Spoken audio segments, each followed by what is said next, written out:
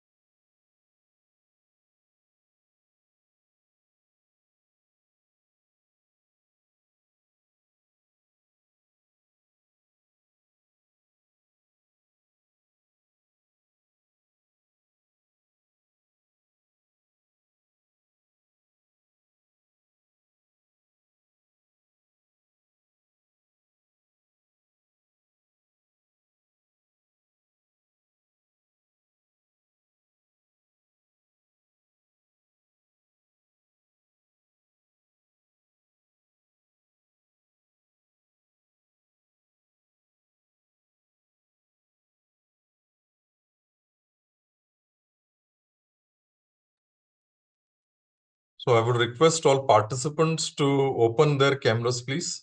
Participants, open their camera.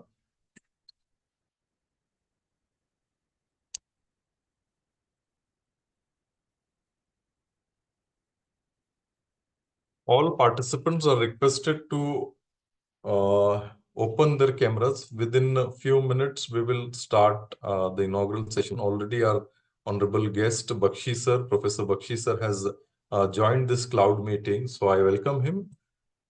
Just we are waiting for our president to join, and immediately we will start the inaugural session.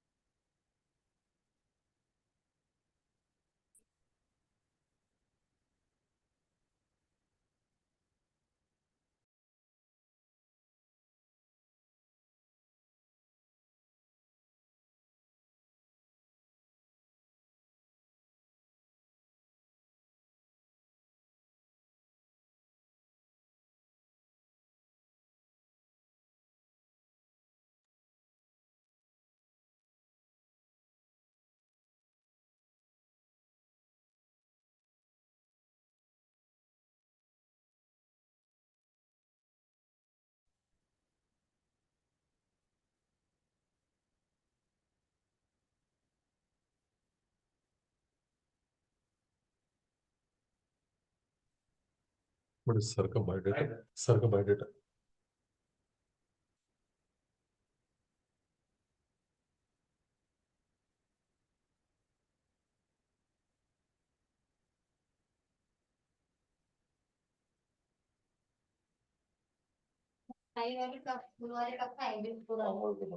नहीं वो बोला तुम्हारे पास में नहीं, रुक.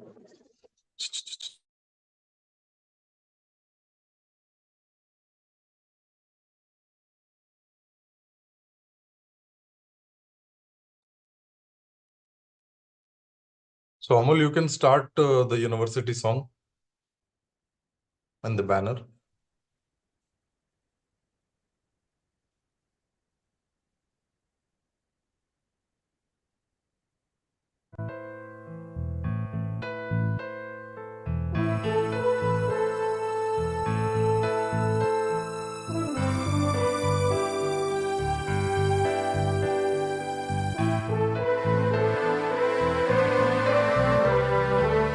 गीत आमुचे आकाशाचे गीत आमुचे सागराचे इतिहासाचे जनमनाचे गीत आमुचे जागराचे गीत आमुचे आकाशाचे आमुचे सागराचे इतिहासाचे जनमनाचे गीत आमुचे जागराचे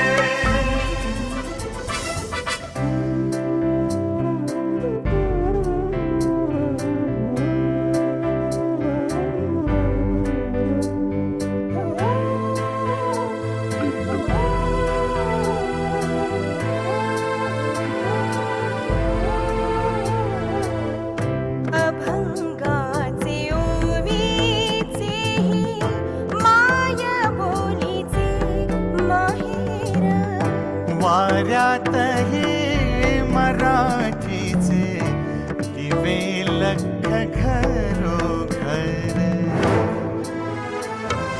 संत महंतांचे विरागी गीत आमुचे वादळाचे इतिहासाचे जनमनाचे गीत आमुचे जागराचे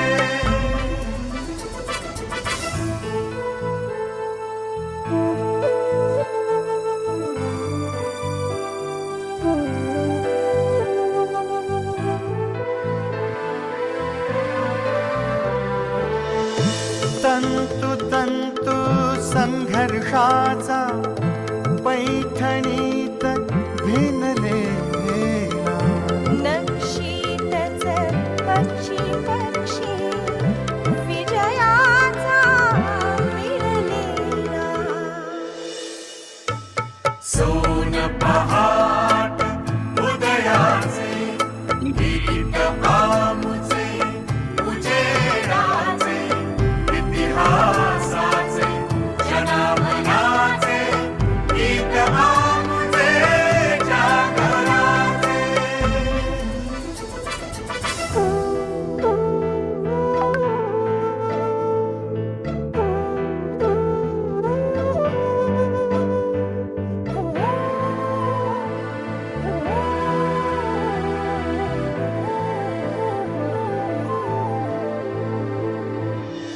प्रज्ञेचा सूर्य नवा शब्द शब्द उजळून गेला समतेचा संगराचा अर्थ ढाळून गेला विराट विशाल संस्कृतीचे गीत आमुचे जीवनाचे इतिहासाचे जनमनाचे गीत आमुचे जागराचे गीत आमुचे आकाशाचे गीत आमुचे सागराचे इतिहासाचे जनमनाचे गीत आमुचे जागराचे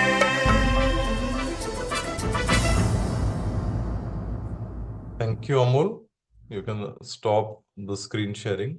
So on behalf of UGC Malviya Mission Teachers Training Center, Dr. Babasaheb Ambedkar Marathwada University, Chhatrapati Sambhaji Nagar, I welcome our today's chief guest and resource person for this first session, Professor Dr. A.K. Bakhshi sir, to this inaugural session. Also, I welcome our president, Professor Satish Patil sir, Director UGC Malviya Mission Teachers Training Center. Friends, being this 8 days working program, 8 core components of NEP will be covered in this. That is Indian knowledge system, holistic and multidisciplinary education, academic leadership, governance and management, students, diversity, inclusive education, research and development, higher education and society, information and communication technology, and skill development. As already told in the induction meeting that 2 holidays we have to compensate, that is Friday and Monday holiday we have to compensate on Saturday and Sunday. So Saturday and Sunday board days will be working for this course. Kindly take a note of it. And many a times it has been requested to all participants कि आपने आपके जो documents है, जो nomination letter है, I-card है और photo है, ये UGC की portal पे आपको upload करना है. But still when the course is over and again 40-45 days are gone, then you will call and we have uploaded. So that should not be a case. अभी running में जब आपका course रहता है जब भी आपने अपलोड करना है, और now another tab is given by UGC now that those participants, those who have completed the course, we will certify them on website also. So immediately when this course is over, you will not get a chance to upload. So by today evening, all participants should upload their nomination letter, iCard, and photo. So kindly take a note of it. So coming back to our chief guest, Professor Bakhshi sir is here. Professor A.K. Bakhshi sir, a renowned academician and a former Shri Shankar Lal Professor in Chemistry in the University of Delhi, is a founding Vice Chancellor of PDM University, Bahadurgarh, Haryana. He is also an Executive Director of Territory Education Commission, Mauritius, a post for which he was selected through a global selection, and a Vice Chancellor of UP Rajshri Tandon Open University, Allahabad. He has also been Head Department of Chemistry Director, CPDHE, and Director of Institute of Lifelong Learning, ILL, of Delhi University. He has also been visiting professor at GGSIP University, Delhi. Professor Bakhshi is presently mentor to UGC MMTTC at SGTB Khalsa College, University of Delhi. He has also been the chairman of GAD TLC and the member of Standing Committee and National Mission on Education through ICT of Government of India. He's also been the chairman of Content Advisory Committee for Chemistry for Shasak's portal of MHRD, Government of India. A double gold medalist, record breaker, and receptionist of several awards and academic honors, Professor Bakhshi was felicitated 2 times by his outstanding contribution to education by the former President of India, Dr. APJ Abdul Kalam. Professor Bakhshi is the author, co-author of nearly 200 research education articles and 1 patent. He has to his credit 11 books as an author, co-author, 51 e-books, editor, chairman, conveyor at the working group, and 63 e-module as an author, co-author for PG chemistry courses and ARPIT programs of MHRD. Professor Bakhshi, one of the most sought after speaker in the country, of having delivered more than 450 invited talks during the last 4 years on different aspects of education at various national and international platforms. Professor Bakhshi has also been the member of national writing team for chemistry class and 11th and 12th books of NCRT. Professor Bakhshi was selected as the president of the selection of chemical science of Indian Science Congress of 2011-12. He has also been a member of various committees of national and international importance. Professor Bakhshi was also recently felicitated by Union Minister Srimati Zubain Irani for his outstanding contribution as a chairman GAD TLC in the professional development of teachers of the country. He is also one of the first person from the university in India to have selected as a member scientist for 3rd Indian research expedition to Antarctica. The expedition built India's permanent base at Dakaskan Gagantri in Antarctica. So indeed, it is really an honor and pleasure for all of us to have him here as a keynote speaker and a resource person. So I would now request Professor Bakhshi to deliver an inaugural address to all of us.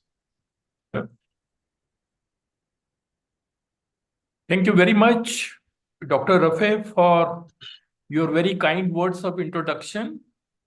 Esteemed Professor S.S. Patil, Director UGC MMTTC of the university, members of the organizing team, and last but not the least, dear participants from all over the country.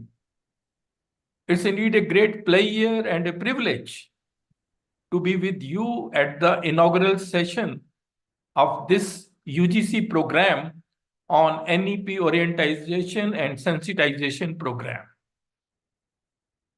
And I'm very happy to see that the response to this program has been tremendous. See, if you look at the various modules which are going to be covered in this program, they ultimately are to empower you. Because once you are empowered, then you in turn will be able to empower your students. So that is the thinking behind this program. Whether it is the challenges before the higher education teachers, whether it is skill development, whether it is teaching, learning, pedagogy, assessment, anything you may take under education, all those aspects are covered under this program. And please remember, the quality of an education system cannot exceed the quality of its teachers. So if you want to raise the quality of an education system in the country, you must raise the competence level of our teachers. And that is what this program ultimately aims at. And one more thing which I would like to mention here, that please remember that education is relevant only when it is able to serve the needs of the changing society. Otherwise, education has no relevance. And in the 21st century, things are changing very fast. And the major change is because of technological advancements. And because of this, everything in education is changing. Because any educational process consists of three things. One is, what do we teach? That is the curriculum. Second is, how do we teach? That is the teaching learning pedagogy. And the third is, how do we assess our students? And all these things have changed over a period of time. Look at curriculum. The knowledge is now growing very, very fast. So fast that it is said that by the time you develop your curriculum, it gets outdated because knowledge is doubling in almost 73 days. So you can very well imagine how quickly you will have to change curriculum. And who will do that? The teachers only. So curriculum needs to be viewed from that perspective. Then comes teaching learning. Teaching learning also has to change. Gone are the days when we were following talk and chalk method. That will not work now. Because that is a teacher-centric approach. Focuses on examination, rote learning, and scoring high marks. That is not going to work. Now the focus is going to be on learner-centric education. We need to focus on engaging our students, and we need to encourage thinking, innovation, and creativity amongst our students. So that challenge is also there. And even in assessment, even new education policy says you need to transform the culture of assessment because assessment drives learning. The way you will assess your students will start learning in that way. And who will do all these changes? It is the teacher. So teacher has to understand what are the challenges which are going to come in higher education, how they are empowered to face those challenges, and then how those empowered teachers in turn will empower their students. We have to ultimately reach to the grassroots level. So I'm very sure that this program will achieve its objectives, and the various modules which are going to be covered under this program, they embrace all these aspects. And they also prepare you how you can become an academic leader tomorrow. Why not? You should all aspire to become leaders. That is why there is a module on academic leadership. There is a module on governance and management of higher educational institutions. You should have knowledge of all those things. So it basically aims at your holistic development. And I am very sure that this is going to be a great success, and it will be a great learning experience for each one of you. So thanks a lot for inviting me to deliver this inaugural address. And later on, I will give my technical session later on, that is on ICT, Information and Communication Technology. And thanks and all the best to you. Thank you. Thank you, sir. Thank you, sir.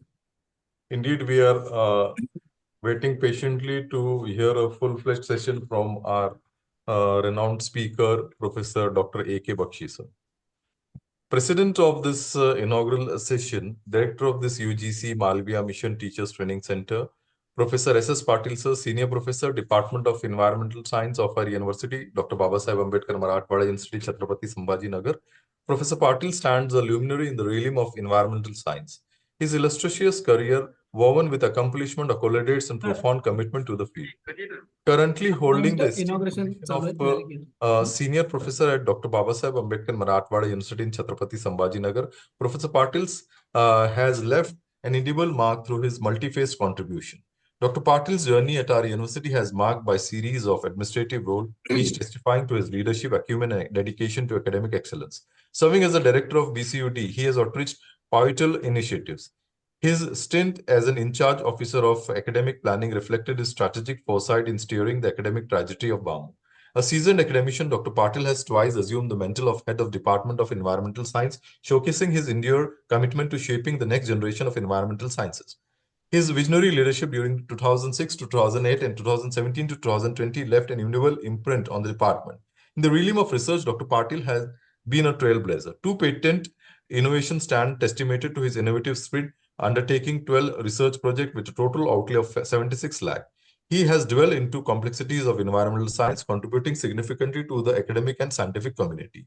As a mentor, Dr. Patil impact reverberates through the success of his PhD students with 30 awarded PhD and 6 currently under his guidance. He exemplifies the art of nurturing research scholars. His scholarly endeavor extended globally, having participated and attended 19 international conferences and 58 national conferences. Dr. Patil's global footprint is not confined to the conference alone. His extensive travels to 9 countries, including Germany, Italy, Switzerland, Nepal, Bhutan, Sri Lanka, Dubai, Thailand, and Maldives, underscore his commitment to fostering international collaboration and gaining diverse perspective. A prolific author, Dr. Patil has 134 research publications in various national and international journals, boasting an impressive impact factor of 52. Additionally, his literary contribution include 14 books and 5 book chapters, further enriching the academic landscape. International collaboration with University of Rajshahi, Bangladesh and Eastern University, Sri Lanka showcased Dr. Patil's commitment to fostering global partnership. His recognition extends beyond borders, with prestigious awards such as Environmentalist of the Year 2017 and Scientist of the Year 2018 during his adolescent career. The Clean Environment Promotion Award 2018 further solidified his commitment to the environmental causes. Fellowship from Indian Association of Academic Biologists and International Congress of Chemistry and Environment and Microbiologist Society of India highlights his stature in the scientific community. Life membership in the International Foundation of Environment and Ecology underlined his enduring commitment to the environmental advocacy. In every facet of his career, Dr. Patil embodies excellence, dedication, and relentless pursuit of knowledge. His impact on environmental science and academia is not just local but resonated global, making him true luminary in his field. So I would now request our respected director, sir, to deliver a presidential remark to this inaugural session. Good afternoon, all of you. The chief guest of this inaugural function of the UGC Malviya Mission Teachers Training Center, the NEP Orientation and Sensitization Program, respected Sri Professor A.K. Bakhshi sir, who is a founding Vice Chancellor of DM University, Bahadurgarh, Haryana. My colleague Dr. Rafe, and all esteemed future colleagues, ladies and gentlemen. This is the 6th NEP Sensitized Orientation Program of 2024, which we are running under the kind support of UGC Malviya Mission Teachers Training Center. And now looking into a huge response to every course. I'm sure that in the years to come, we'll implement a robust educational system in the country. And as it has been told by Dr. Bakhshi sir, the core area, there are 8 core areas which have been selected for the NEP sensitization and the orientation with you all participants. We are trying to invite experts in every of the core subject from the pan India to share their experiences and interact with you all participants. Not only during course, but even after the course, we can have a proper guidance as per the implementation of all the areas which has been mentioned in the NEP 2020. As it has been rightly told by Professor, we have selected 7-8 core areas like information technology, information communication technology, holistic and multidisciplinary education, student diversity and inclusion, research and development, skill development, and even Indian knowledge systems. All these areas were already we were having in the earlier curriculum also with a different name. But as it has been rightly told by Bakhshi sir, now we have to bring a technological advancement in the education and to see that how this education this system is to be implemented at the various level so that the students could be benefited not only from the degree point of view but from the skill point of view for enhancing their employability and the entrepreneurship opportunities. Bakhshi sir rightly told that we have to discuss that how the education should focus on, and as he mentioned that what to do, what do we teach, how do we teach, and how do we assess the students. That is the most important part in the coming education systems, because you know that now we have to include in every pattern a thinking, innovation, and the student assessment with a proper brainstorming to see that there should be holistic development of the student. And I believe that during this NEP sensitization orientation program, there is a great learning experience for all each one of you, and and also happy that looking into your response that you are eagerly waiting to bring some deliberate change into the education system to see that our student should be very successful in his career. And as these 8 core subjects areas will be covered during the NEP sensitization orientation program, you will experience and you will also interact with experts in their own fields. And not only the interact, but also you can also get support from them to implement these innovative ideas, change in teaching pedagogy, and even see that how the holistic development of students can be achieved. And I believe that if the UGC has, they are encouraging all the teachers all over the India so that they can join any of the course as and when they want it to be without any charge and at your leisure time. That is time what we have chosen is from 2:30 to 5:30. I think our regular teaching and other completion of other work, we can also join this course. And I believe that when we complete this course, we'll be able to contribute from our side in any of the core areas or any of the subject where that will benefit to the students as a whole. And I believe that during this the course tenure, you will all enjoy the innovations and even the change in education system which we need to bring. And you will also participate. You will also put your brainstorming for your other colleagues also to see that the effective and robust education system that needs to be implemented in the years to come. With this, I thank the Professor A.K. Bakhshi sir, being as he is also he will deliver his technical lecture in the sessions in the coming session. But I thank for him for inaugural sessions. And also thank Dr. Rafe and you all and the fellow participants who are waiting eagerly to hear Dr. Bakhshi sir. Thank you very much. Rafe sir. Yes, sir. Thank you, sir. So I would now, on behalf of this UGC Malviya Mission Teachers Training Center, my special thanks to our respected President, Professor Patil sir, and also our Chief Guest, Professor A.K. Bakhshi sir, for sparing their valuable time for this inaugural session. I now declare this inaugural, with the permission of the chair, I now declare that this inaugural session is over.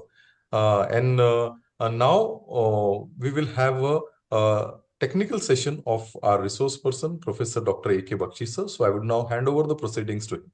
Over to you, sir.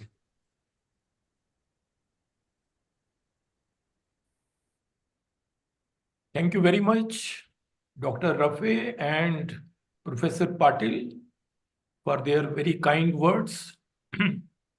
It's indeed a great pleasure to be with you. And before I start my talk, let me share my screen.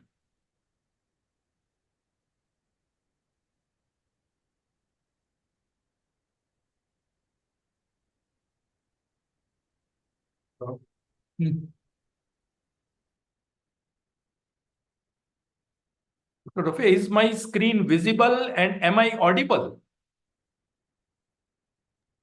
Yes, sir. Yes, sir. Your screen are visible and audible. Okay, thank you very much.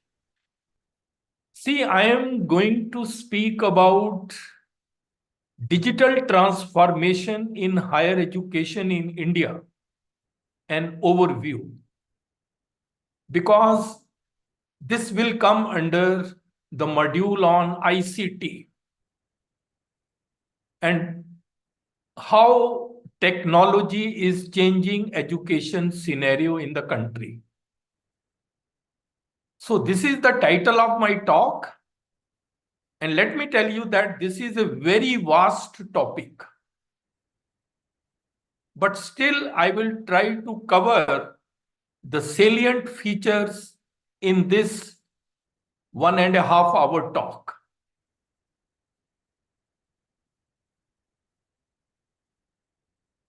And this talk is going to be an introductory talk focusing on the impact of technology on higher education.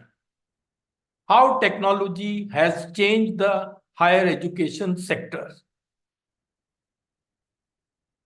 The first thing which you should need to know, and please excuse me, I am starting from very basics so that everybody is at the same level.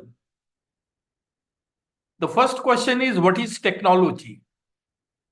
See, technology in simple language is the application of scientific knowledge to practical use in human life. So there is a scientific knowledge and then we apply it for practical use. That is why it is said, the science of today is the technology of tomorrow. And since science is growing very, very fast, therefore, technology is also evolving every day. So this is something you have to keep it in mind. And please remember, technology is only an enabler. Technology doesn't have a brain of its own. Technology makes our lives easier and more convenient and helps us to do things more quickly and effectively. Then why not use it in education? That's the question. And you know, it is said, technology is only an enabler which can help you achieve the intention of the person who is using it. So we will see during this talk that the solutions to various problems afflicting the education sector in the country, they are provided by technological developments or advancements. So that is what this talk will focus on. And you know, this talk has been structured in this way. This is the structure of the talk. It is in 3 parts. In part 1, I will talk about what is digital transformation and why need for it. In part 2, we will talk about impact of ICT on higher education. And then in part 3, we will talk about the future of digital transformation and also of teaching profession. How teaching profession is going to change, that we will also discuss. So that is how this talk has been planned. Now coming to part 1st, what is digital transformation and why there is a need for it? Please remember, this government launched Digital India Initiative long back in 2015. And the purpose of this initiative was to transform India into a digitally empowered society and knowledge economy. And since then, although before that also a lot has been done, but the focus of this government has been from 2015 onwards. And before I move further, these are the 3 terms which we use very often and interchangeably. One is digitization. Digitization is when you shift from manual processes to digital processes. We call it digitization. Then digitalization is when you have a culture of using technology to run a business or an organization or an institution. So that is called digitalization. Everything is digitized. And then digital transformation is the outcome of digitization and digitalization. What changes ultimately have taken place? That is what we call as digital transformation. So these are the 3 terms which you have to keep it in mind. So when we talk about digital transformation in higher education, it means the transformation from non-digital to digital brought about in higher education as a result of the integration of technology with it. See, normally this process would have been very slow, but COVID-19 has sped up this process of digital transformation. And it is said that what could have been achieved in 10 years, that was achieved just in 1 year during Corona pandemic. And you know, this integration of technology with education is done using various digital tools. Digital tools are the tools, software or devices which help in the various tasks or functions involved in integration of technology with education. And you know, they help in making these tasks easier to complete. That is how the role of digital tools come in this digital transformation. There are so many digital tools, and these are some of the common examples of digital tools which you also know. Interactive whiteboard, word processing, MS Word, PowerPoint presentation, then electronic reference material, then video recording and editing apps, then video conferencing apps. Even this Zoom is a digital tool. Then Google Meet, Cisco, then learning management system is also a digital tool, which has Moodle, Blackboard, Edmodo, and then various audio tools. All these are examples of digital tools. And now even ChatGPT, which was launched on 30th November 2022, that is also a digital tool and which has become very, very popular. But here you should also understand the word app. An app is a broader term which refers to software designed to perform various functions or tasks. And it is often more comprehensive, more versatile than a tool. So many apps are there. We always talk about apps. According to a report, there are about 8.93 million smartphone apps which are available in the world. 8.93 million, just imagine. They are available in Google Play Store, Apple App Store, Huawei App Gallery, which is the Chinese company. And amongst the famous apps are TikTok, Instagram, Facebook, WhatsApp, all come under app. And even, the new education policy, NEP 2020, says that the relationship between technology and education at all levels is bidirectional. This is what NEP says, that technology helps in enhancing the quality of education, and enhanced quality of education then helps in further improving the technology. That is how they feed on each other. And then, in the 21st century, you will all agree, it is difficult to imagine education without technology. And we have started calling it digital education now. And in this regard, internet has become a very important educational tool. Look at on the right side, what happens in 1 minute, internet minute. 22,000 visits to Chat GPT. 241.2 million emails are sent in the world in 1 minute. 18.8 million text messages are sent, and so on. So you can very well imagine how much we are becoming dependent on internet. So now the question comes, why we are talking about digital transformation? Because it is expected to enhance the quality of education and help us achieve the goals of NEP 2020. That's the basic aim of digital transformation. And as we will see during the course of the talk, impact of digital transformation on higher education has been along these 5 areas.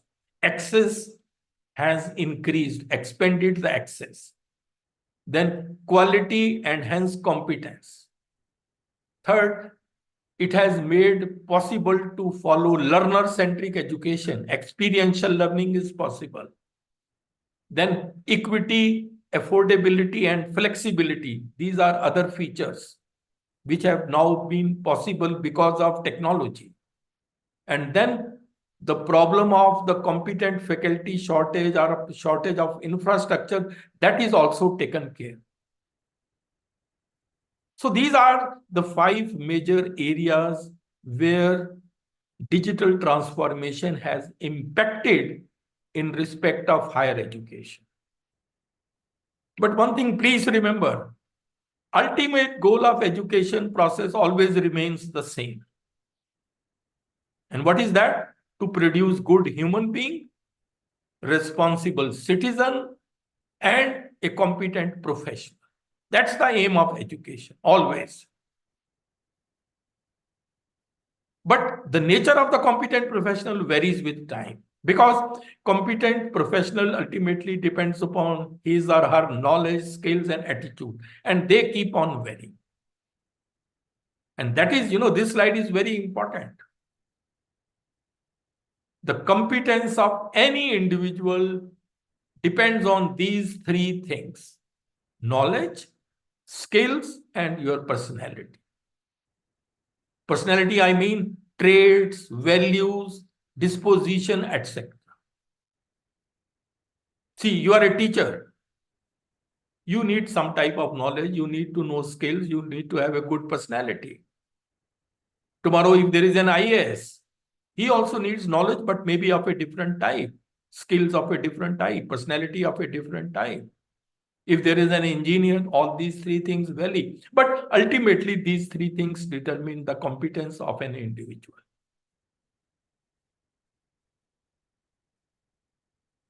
So that is why, people have started talking these days about competence-based education. That means education should lead to enhancement of your competence. And that is what we call as a competent professional.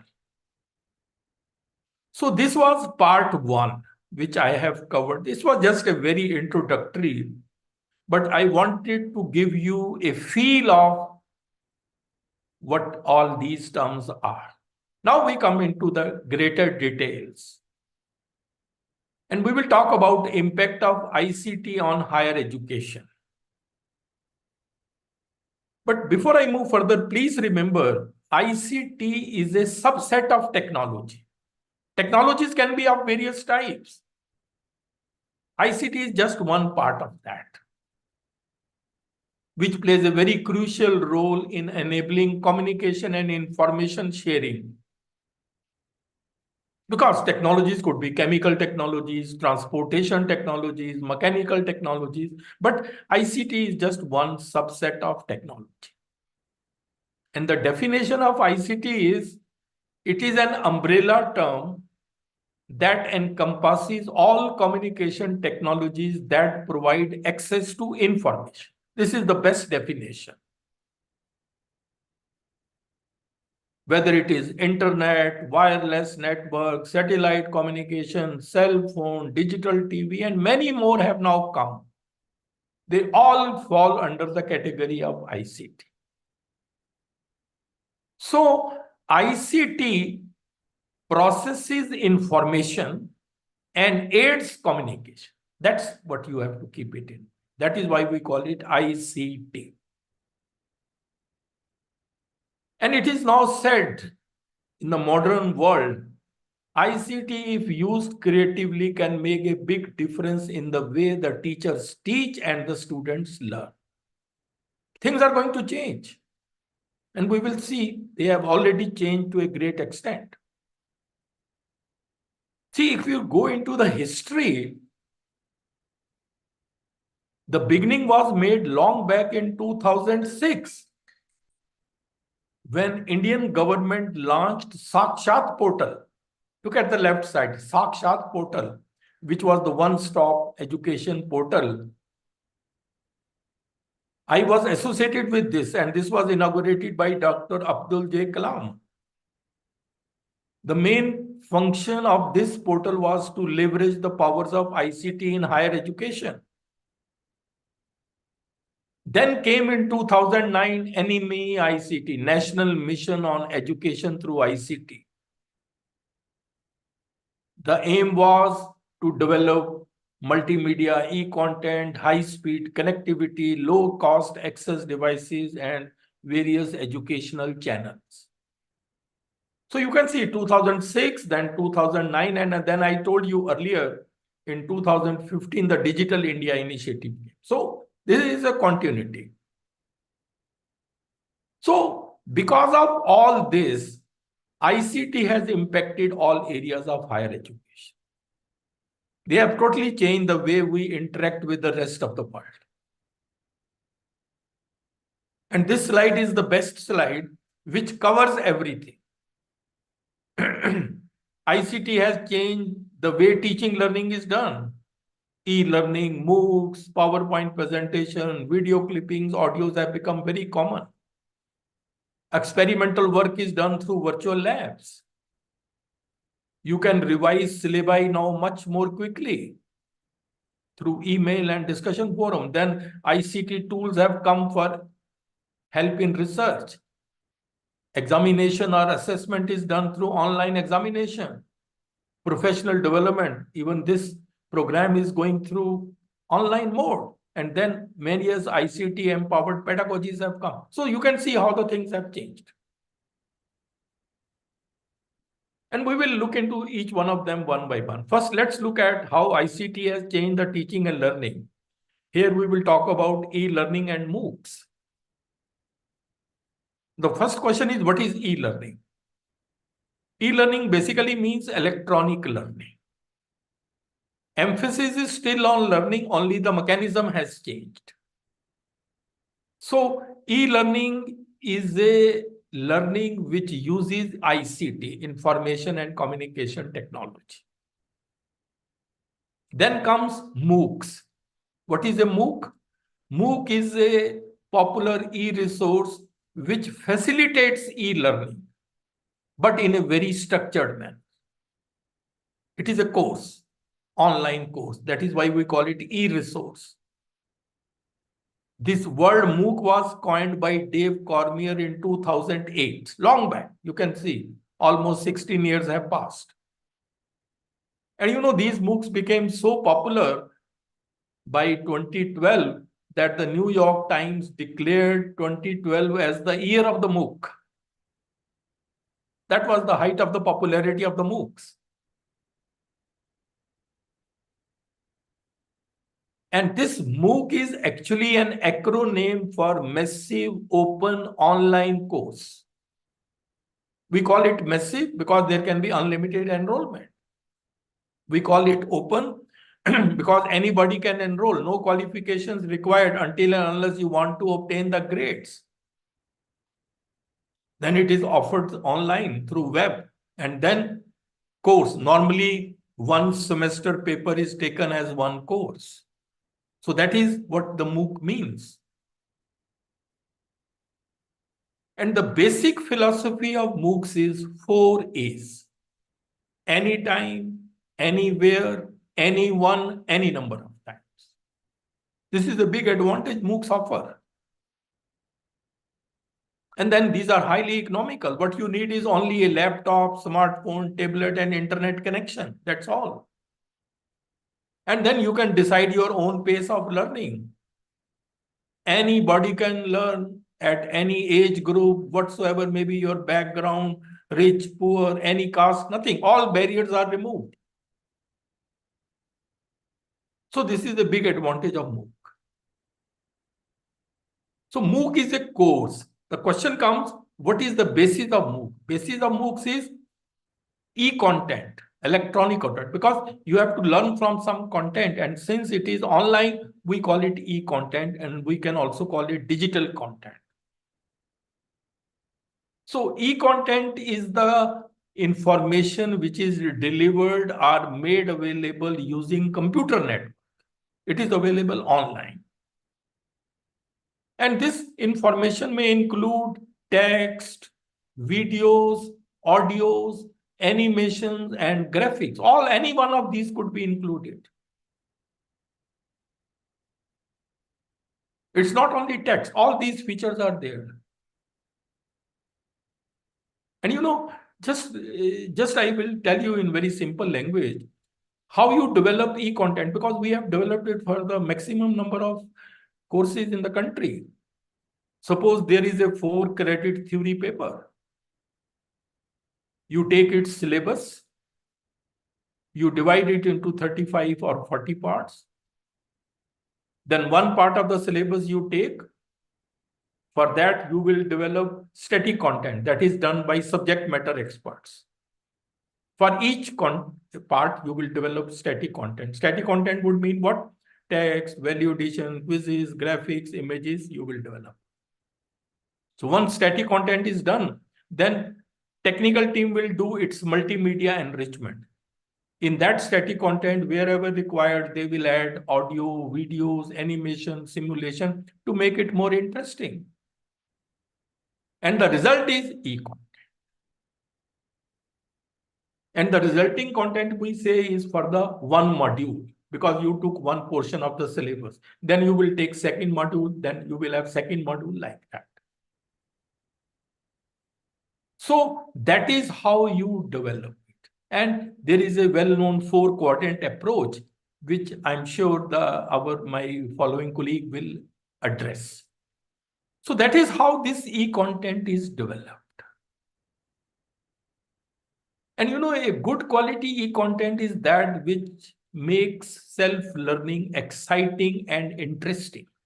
Because you are learning on your own, there is nobody with you. So it should be so good that you feel absorbed. But it is a big challenge. It's a massive team effort. It sometimes takes years. I remember when we started developing MOOCs, it took us quite a number of years.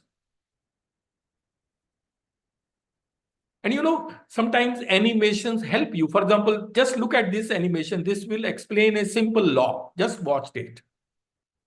Sorry. It's scorching heat and a person is really thirsty. He is willing to pay a good amount to get thirst quenching 1 glass of water. This is because he is getting immense benefit from this 1 glass of water. From the second glass of water, the additional benefit he derives is a little less than the benefit from the first bottle. Hence, He is willing to pay a little less for the second one. The economist's term for this additional benefit is marginal benefit.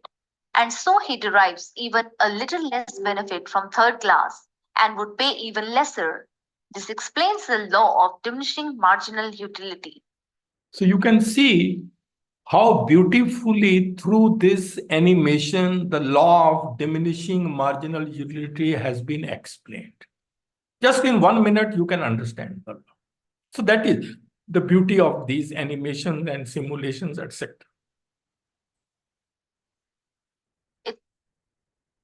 And you know, in India, because there are so many courses, therefore the task of the development of the MOOCs in India has been divided amongst various national coordinators.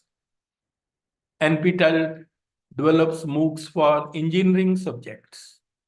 UGC for postgraduate non-technical disciplines. CEC, Consortium for Education Consortium, develops for 87 undergraduate disciplines. Then IGNOU, CBSE, NCRT, National Institute of Open Schooling develops MOOCs for 9th to 12th standard. Below 9th standard, we don't recommend MOOCs because the children are very young. So this task has been divided amongst the various national coordinators. And you know, all these MOOCs are ultimately on a SWAYAM platform. Whatsoever MOOCs have been developed in the country, they are hosted on MOOCs, on SWAYAM platform. SWAYAM is something like ATL, anytime learning. Just as we have ATM for bank money, here it is ATL. And this SWAYAM is a learning management system. What is a learning management system? LMS. It is like an online classroom.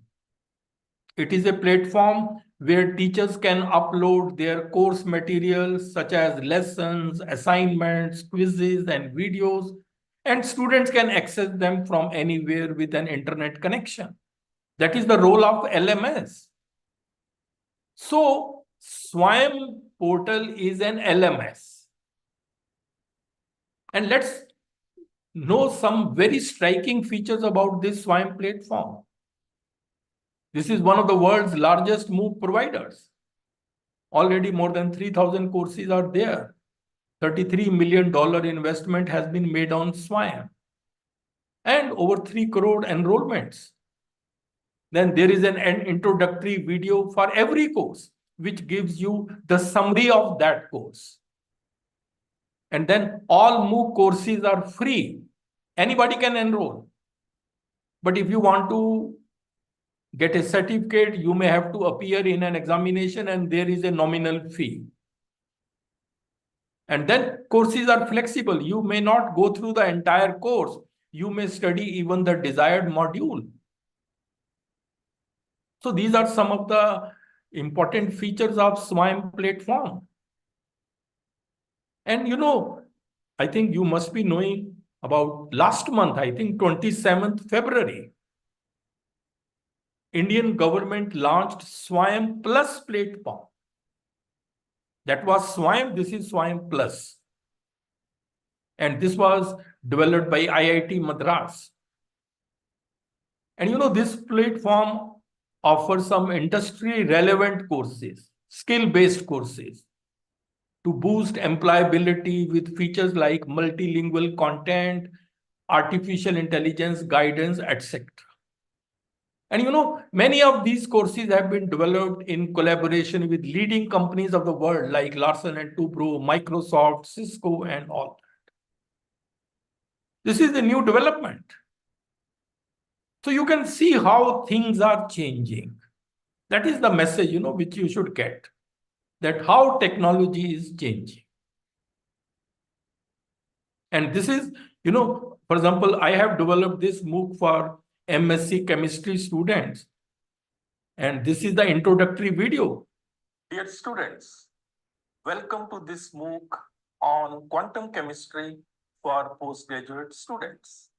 This MOOC, which you are required to complete in 15 weeks, has been developed in a very systematic and logical manner. In the first week, you will learn about the fundamentals of quantum mechanics, such as what is quantum mechanics, how did it originate, what's its role in chemistry, and how does it operate. In this week, you are supposed to revise what all you have learned over the past. In the last part of this MOOC, because this MOOC is for a 4-credit paper, this is covered in 15 weeks. So this video tells you what you will learn in each week. That is the purpose of this introductory video. So you come to know which week what you will learn. That's the beauty of this. And if you look at the MOOC courses which are on SWAYAM platform, these are some of the most popular MOOCs in India. Computing with Python, ethical hacking. This was developed by IIT Kharagpur, programming in C++ and like that. And this SWAYAM platform has been designed to achieve the 3 cardinal principles of education policy. If you look at NEP 2020, these are 3 principles. And what are these principles? Access, equity, and quality. And this SWAYAM helps you in achieving these. Look at access part. Before I go to that, let's have a look at the higher education scenario in India. India has the 3rd largest system of education in the world. Look at this. As compared to 1950, we have now more than 1,000 universities, nearly 45,000 colleges, so many standalone institutions. There are more than 15 lakh teachers and more than 4 crore students in higher education. So you can see there has been a considerable growth, but still our gross enrollment ratio is only about 27%. And therefore, MOOCs can help you. MOOCs can help you in enhancing the gross enrollment ratio in higher education in India. They can help you in expanding access. Currently, according to 2019 data, GR is 26.3%, and new education policy has set a target of GER 50% by 2035. So how will you achieve that? You can't do it physically because you will then be needing 3.3 million more teachers. That may not be possible. So MOOCs can help you. Online courses, online education can help you in expanding access to higher education. Please remember, this is a very important thing. Then, all these MOOCs have been developed by the renowned teachers of the country. It's something like the best of the country addressing the rest. Young teachers, all of you should learn from these MOOCs. So many new things you can learn. Then it helps you realizing the dream of lifelong learning. You can enroll in any course you want. For example, I am from chemistry, but if I want to learn in economics, I can enroll in the economics MOOCs. So this dream can be fulfilled, and then high quality education will be available to the masses. This is the beauty. Anybody in the country, including socio-economically disadvantaged groups, anybody, same education available to the masses. And then it makes learning learner-centric and interactive. Anytime you want, you can learn, and just one click away, you get a course, you learn. So that's how the things are changing. And now UGC regulation has come, according to which any student can enroll in up to 40% of the courses per semester through MOOCs on SWAYAM and earn credits. So you can see this is a big development. Any student can enroll.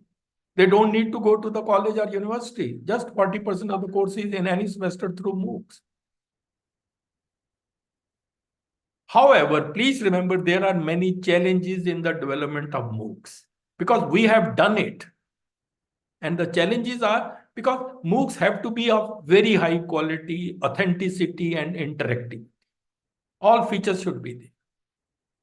And development of MOOC requires a coordination between academic and technical team. Academic team will write static content. Technical team is supposed to do the multimedia enrichment. They don't know each other's job, so there needs to be a proper coordination. Then MOOCs need to be developed in a time-bound manner. You can't take years and years to develop, and by the time MOOCs are developed, syllabi have become outdated. And then multilingual conversion is required because most of the MOOCs on SWAYAM are in English. We need to translate them in, regional languages, multilingual conversion required.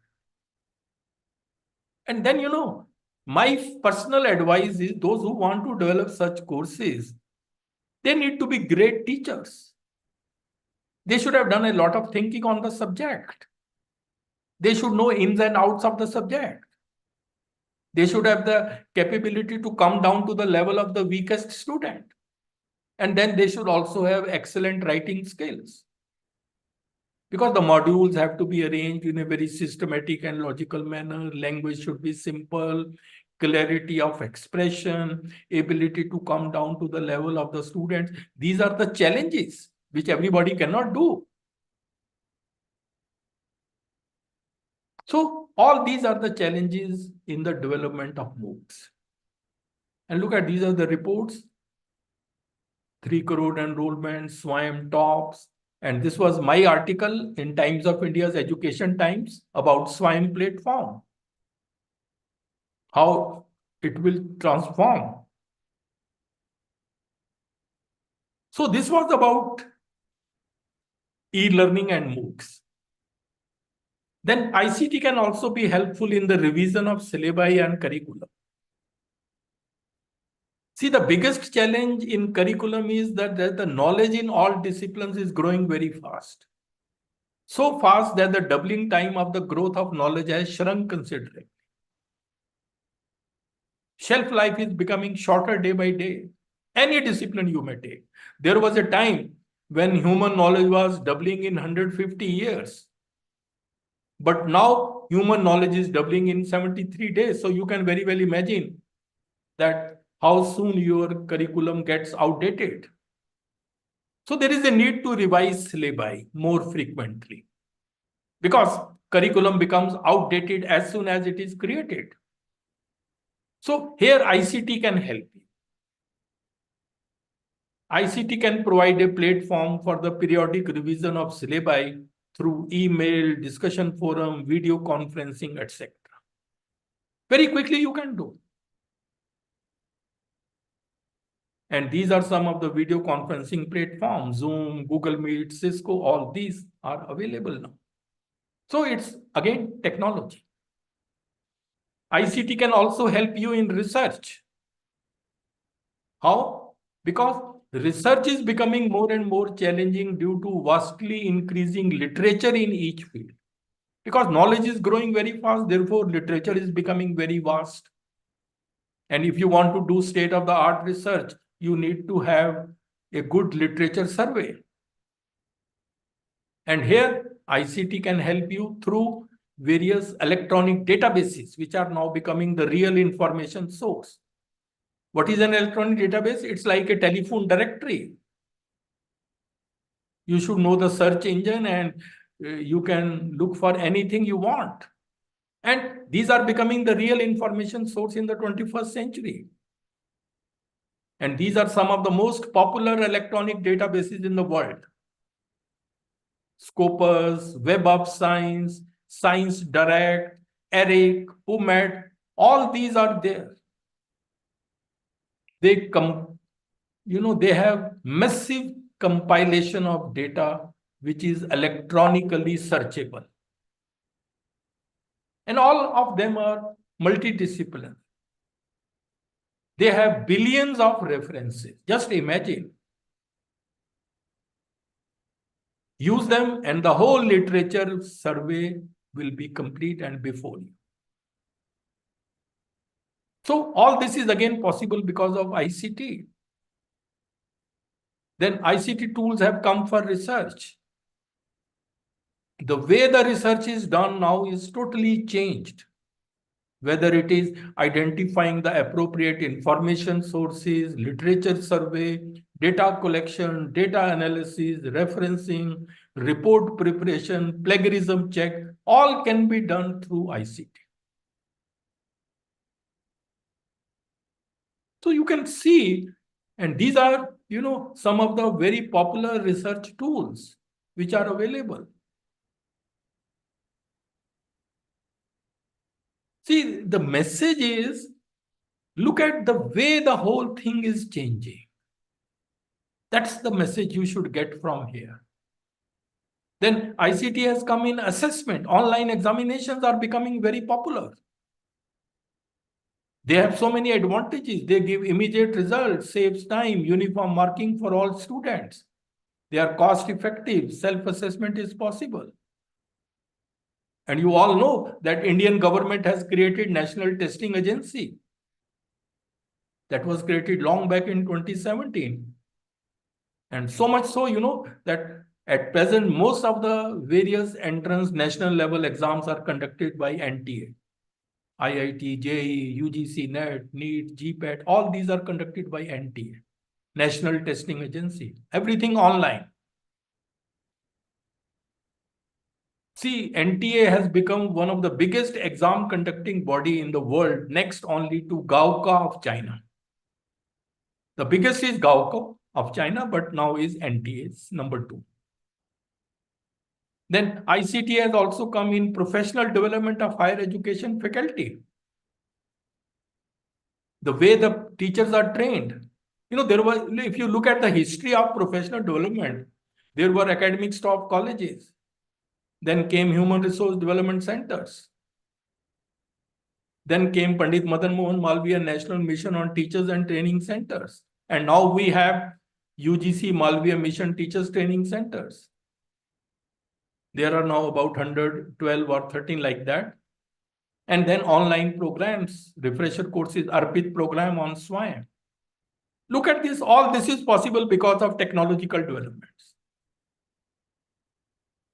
And Arpit program, MHRD launched in November 2018 Arpit program. Arpit is what? Annual refresher program in teaching. The government created various national resource centers in the country. Each national resource center was given one discipline. They were to develop annual refresher program online. I am the chairman of the National Resource Center of Chemistry in the country. We developed Arpit programs in chemistry. And the main aim of these programs was to focus on latest developments in the subject, then new and emerging areas, then pedagogical innovations and methodologies for transacting curricula more effectively. These are the main objectives. And our program in chemistry became the most popular in the country. This is just the introductory video. Just watch it, how things have changed.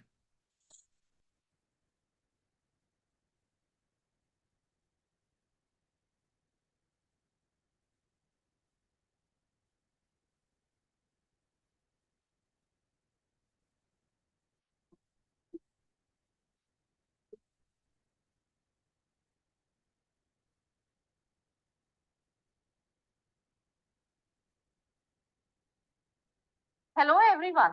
Myself Dr. Vimal Rarh, and I am the coordinator of National Resource Center of Chemistry of MHRD, Government of India at SCTB Khalsa College, University of Delhi. And myself, Professor A.K. Bakhshi. We welcome you all to the Arpit 2090, which is going to provide you a unique opportunity to learn as per your convenience.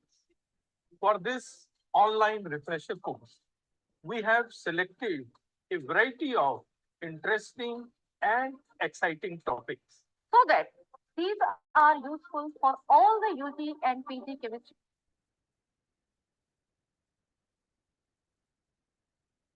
Sorry.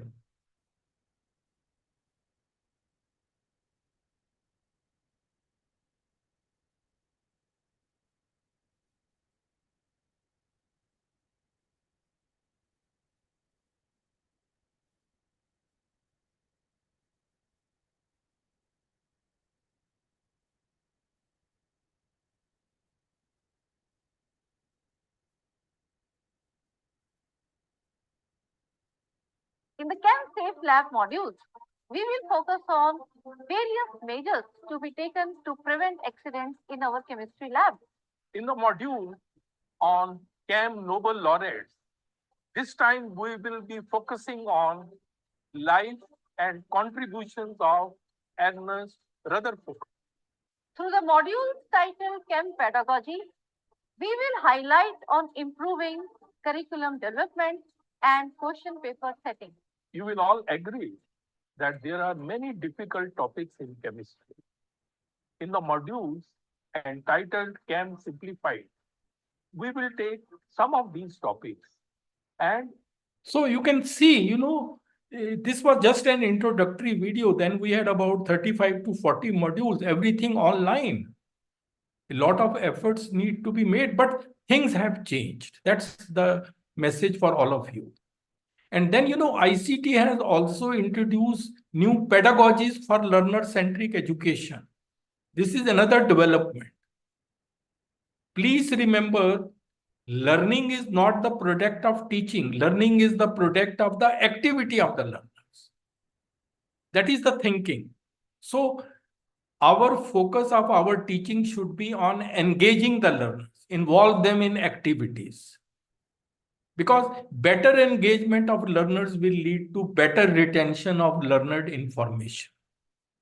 And there are so many pedagogy which are now available. Learner-centric education, we call it. So many methods: case studies, experiential learning, project-based learning, problem-based learning, collaborative learning, flipped classroom. All these are different methods of teaching, but they are ICT empowered. Technology is behind them. See, in traditional, what do? You tell the student what they need to know, they memorize it, you assign a problem to illustrate how to use it. In problem-based learning, you assign a problem. Now, students find out what they need to know in order to solve the problem. They learn and apply. So, all this is the problem-based learning is learner-centric. Project-based learning is learner-centric. Collaborative learning, TPS, we call it think, pair, share. A problem is given to the student, they think, they come out with an idea. Then the two students are together, they share their ideas with each other, and the better idea comes. Then they form a part of the whole class, they share with the class, then they discuss, and the best idea comes. So that is collaborative learning strategy. So you can see in all of them, ICT is providing an opportunity. So the message is teachers must change with the changing times. You can't still follow that talk and chalk method. And if you don't change, then we will become outdated. Look at these.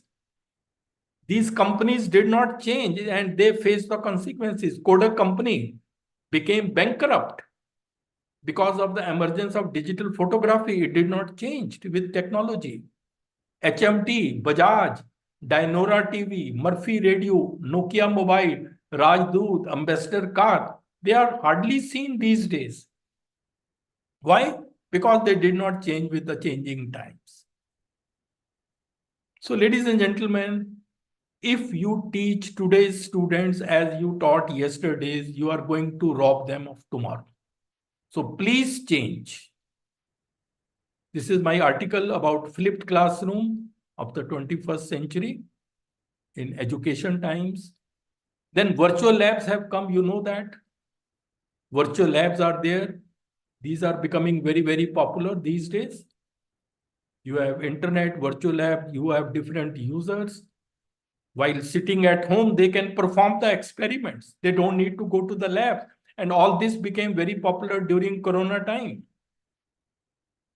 And this virtual labs project is a project of the government of India, where so many IITs and universities joined hands. And they cover many areas of science and engineering are covered in these virtual labs. So this is a huge development. So ladies and gentlemen, I come back to the same thing from where I started. You can see how ICT has changed the higher education scenario. And please remember, in each one of them, teacher's role has been very significant. Without teacher, it would not have been possible. So that is why can't you also be a change? And now even virtual universities are coming. In Delhi, we already have a virtual school. Then National Digital University is going to be launched very soon. This will have so many advantages: unlimited seats, minimal eligibility criteria, affordable education, flexible learning, large variety of courses, then education in your mother tongue. Just see. And then this National Digital University is based on, hub and spoke model. Hub would be SWAYAM platform from where the courses will come. MOOC courses will be there. Samarth will be the governance platform. And the spikes would be the various partner higher educational institutions. That is how this National Digital University will function. Then, despite all that, whatsoever I have told you, this digital transformation has some drawbacks. There is, for example, I am speaking, I have never seen you, never met you, you have never met me. So that way it is little or no face-to-face interaction. It's highly impersonal. That's a disadvantage. It's mainly a monologue, one size fits all delivery. It creates a sense of self-isolation sometimes. Then human touch is missing. Collaborative learning is missing. How will you collaborate? Difficult. And then too much time before the computer screen may be harmful. And then all disciplines cannot be taught in an online mode. Look at this: surgery, dental hygiene, sports. You can't teach them in an online mode. So this is a serious limitation. And then, there is a lack of development of communication skills in online students. They are just listening and listening. With whom will they communicate? Not much. And now, so many people have started developing courses without caring for quality. So there is a lack of accreditation in online courses. And many courses are with very low quality. That is why the people are now talking about accreditation of the online courses. And it's quite possible that in future, online courses may be coming with a grade by the accrediting agency. And then computer illiterate people can't access to these courses. There is a problem of digital divide also. But there is a report that by the year 2028, 100% of the world population will have internet access. So that's a good thing. And then one more serious limitation is the problem of internet speed. See, in India, the internet speed is generally 7 to 8 Mbps, whereas some of the leading countries of the world have speed more than 25 Mbps. So we need to improve on that. And now, you must have read it. This Huawei company in China, this is coming with the world's fastest internet. World's fastest internet. Speed will be like 150 movies you can transmit per second. 150 movies. Just imagine. The speed is going to be 10 to the power 12 bits, 1.2 terabits per second. So world is changing. That's the message. And then there are so many other digital initiatives in higher education. NME ICT has brought about. You must have heard this, SWAYAM Prabha DTH channels. They, transmit high quality educational content that is telecast 24/7. Then this National Academic Depository. These are stored, degrees, certificates are stored. This is another. Then you have Digital Library of India. Again, everything online. Then you have EPG Pathshala project. See, we developed content under this. High quality curriculum based interactive content in 70 subjects is available under EPG Pathshala project. Then eVidwan has come. Then Shodh Ganga, which is a reservoir of Indian thesis. It is available with InflipNet. Then e-Acharya has come, which is, a repository of e-content projects in the world. Then spoken tutorial, the main aim of which is to popularize e-learning, has become very, very popular. So you can see how, because I told you in the beginning that in this 90 minutes talk, you cannot cover everything, but I wanted to give you a feel where the world is moving and where we stand. And now I come to the last part, 3, that is the future of digital transformation and of teaching profession. And this is going to be very interesting for each one of you. Just watch it, please. One way, many new technologies are emerging now. Look at the picture, how the world will look in 2030. Please remember, technology in education is a journey and not a destination. So things are going to change continuously. And India is already in an era of education 4.0, which is total technology mediated education. You know that? See, in the history, there have been many industrial revolutions. Starting from 1, 2, 3, 4. Presently, we have education, industrial revolution 4. And even 5 is also coming. And even 6 people are also talking. And all these industrial revolutions took place because of technological developments. New technologies came and a new revolution started. And industrial revolution, education system, and society, they are all interlinked. How? Because each industrial revolution creates a system of education that addresses its needs. Because when there is an industrial revolution, you need a workforce. That workforce will come out of the education system. So education system has to change, and that will change the society. So education system, industrial revolution, and society all are interlinked. For example, for education 4.0 needs to align itself with the needs of industrial revolution 4, because the workforce for industrial revolution 4 will come out of the education system. Then even mobile communication technologies, we have reached up to 5G. And even now the world is moving towards Industrial Revolution 5. What is Industrial Revolution 5? The man and the robots will work together. Cooperation between humans and robots. So that is what is already started many places. And these are going to be the technological pillars of even Industrial Revolution 6. Look at these: artificial intelligence, Internet of Things, blockchain, quantum computing, augmented reality, robotics, all that. And it is said, now this is a very important slide, these technologies will change the world very soon, will shape the future. Artificial intelligence, robotics, autonomous vehicles, self-driven vehicles, cloud computing, Internet of Things, 3D printing, augmented and virtual reality, biotechnology, quantum computing, these are the emerging technologies. They will change the world. Believe you me, in next 5 to 10 years, world will be totally different. And these are all ICT, information communication technologies, advancements. These are the technologies, all these. And now gamification is coming in a very big way. Gamification is a technology for engaging learners, learner-centric education.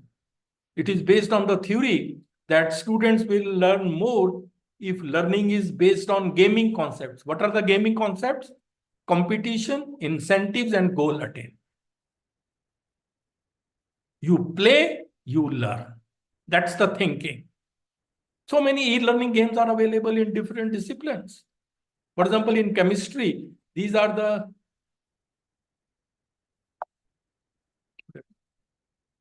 some of the e-learning games for chemistry. These are some of the video games for teaching, learning chemistry, and for other disciplines also. Then blockchain technology is coming. It is a system of recording information in a way that makes it difficult or impossible to change, hack, or cheat. It's like a digital ledger. No editing is possible. And benefits of blockchain technology are greater trust, stronger security, higher efficiency, transparency. And this is ideal for storing academic data and records. It increases transparency, like a student while using blockchain can upload an assignment. The technology will make it sure that it is not lost. Then we are going to have quantum computing. It is much, much faster than the traditional computer. Why? Because quantum computing is based on quantum mechanical phenomena. What is quantum mechanical phenomena which is responsible? The phenomena is that at small levels, physical matter exhibits properties of both particle and wave. You know, those who are from science, they must have read de Broglie equation, particle and wave nature connected together. So quantum computing is based on that. It is a much, much faster and efficient computers which are going to come. Then metaverse in education is coming. It will enable virtual classes. You are attending classes virtually, but you are feeling the real classroom atmosphere with the help of augmented reality and virtual reality. Just see. So metaverse is a big development. And this was my article about how Education 4.0 will work for coming generations. Then this is the future technology. Now I come to future of learning, how learning is going to change.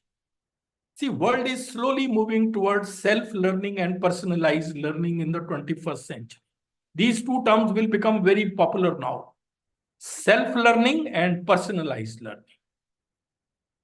See, self-learning is going to be the new norm in the 21st century. Please remember it.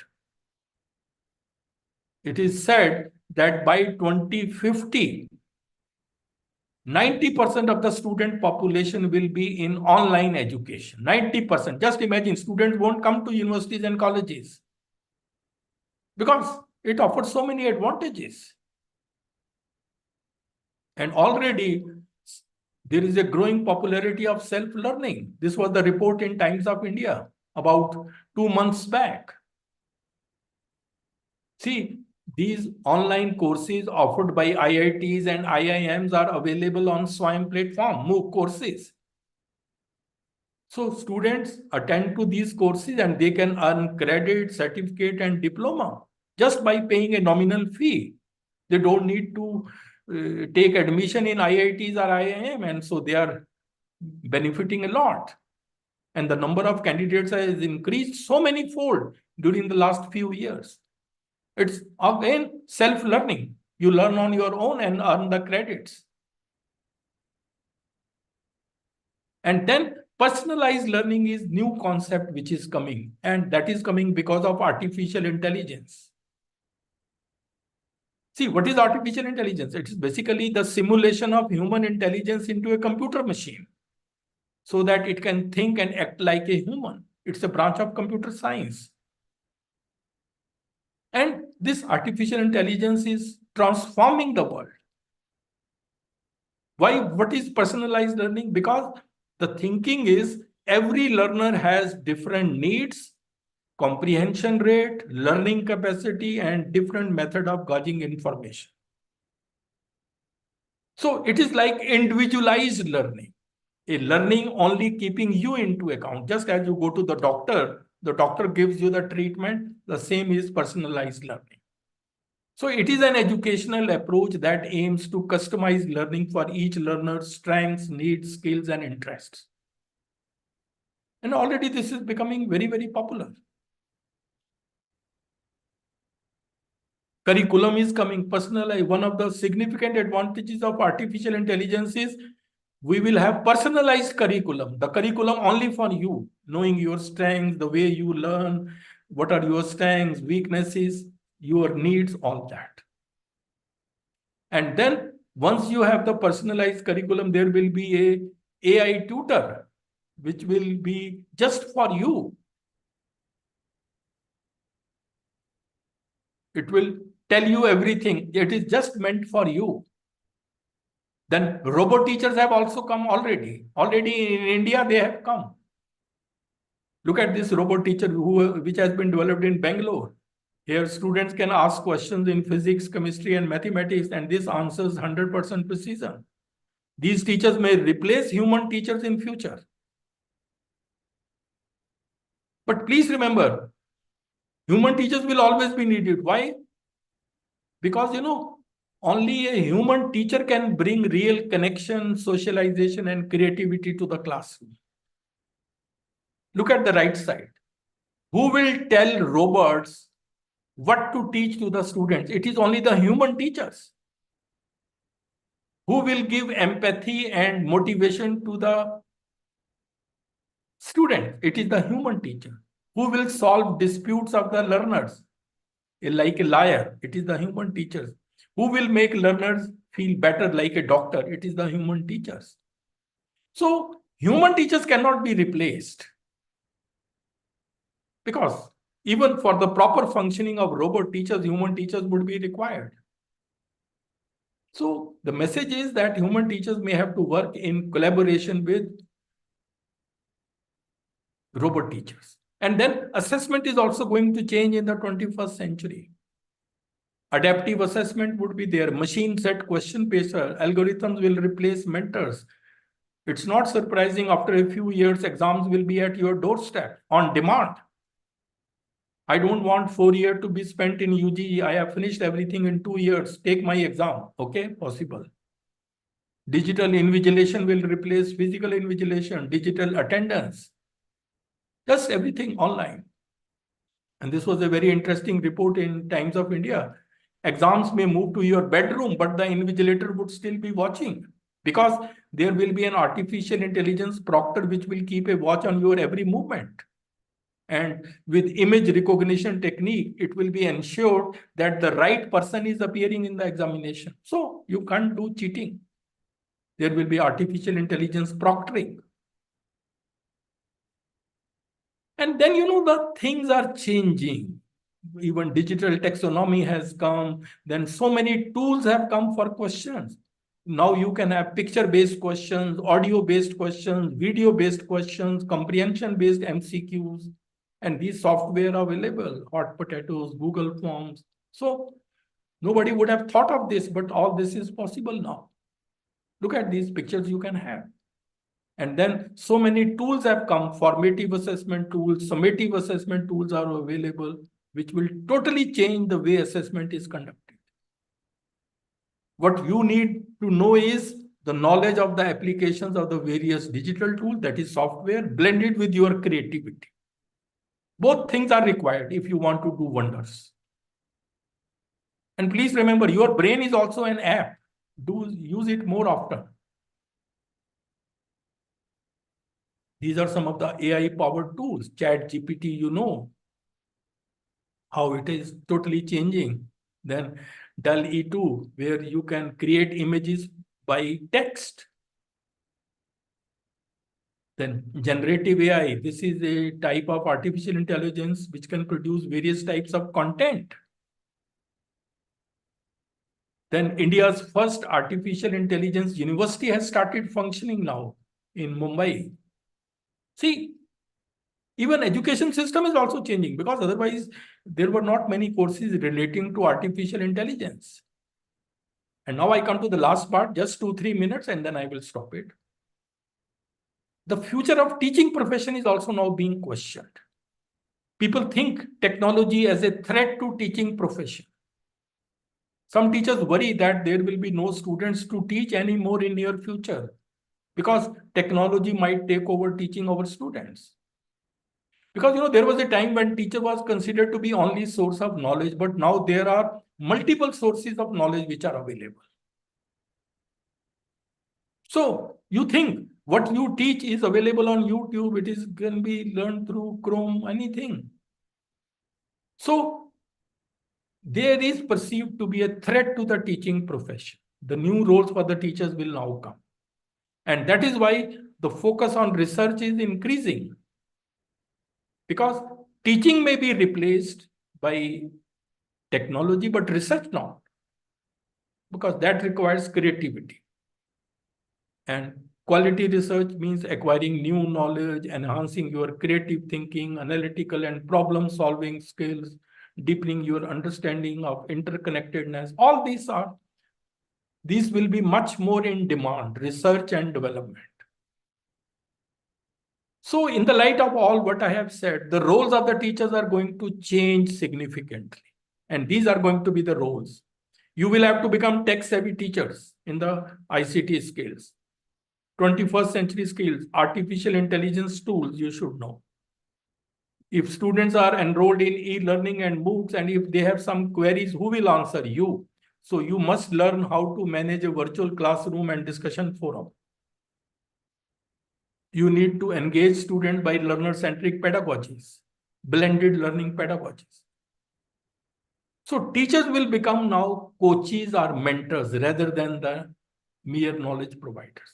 And then you should be proficient in the development of e-content and MOOCs. Writing skills should be excellent. And for all this, a change of mindset is required. You will have to change your mindset. Don't think what I know is enough. No, that's not going to work. I must learn more. Look at the quote, birds born in a cage think flying is an illness. Oh, that's wrong. So you can develop MOOCs, you can develop teachers e-kit, you can develop a series of videos on common misconceptions in your discipline. You can create video lectures as a part of blended learning pedagogy. These are the new things you can develop. Even MOOCs are going to change in the next few years.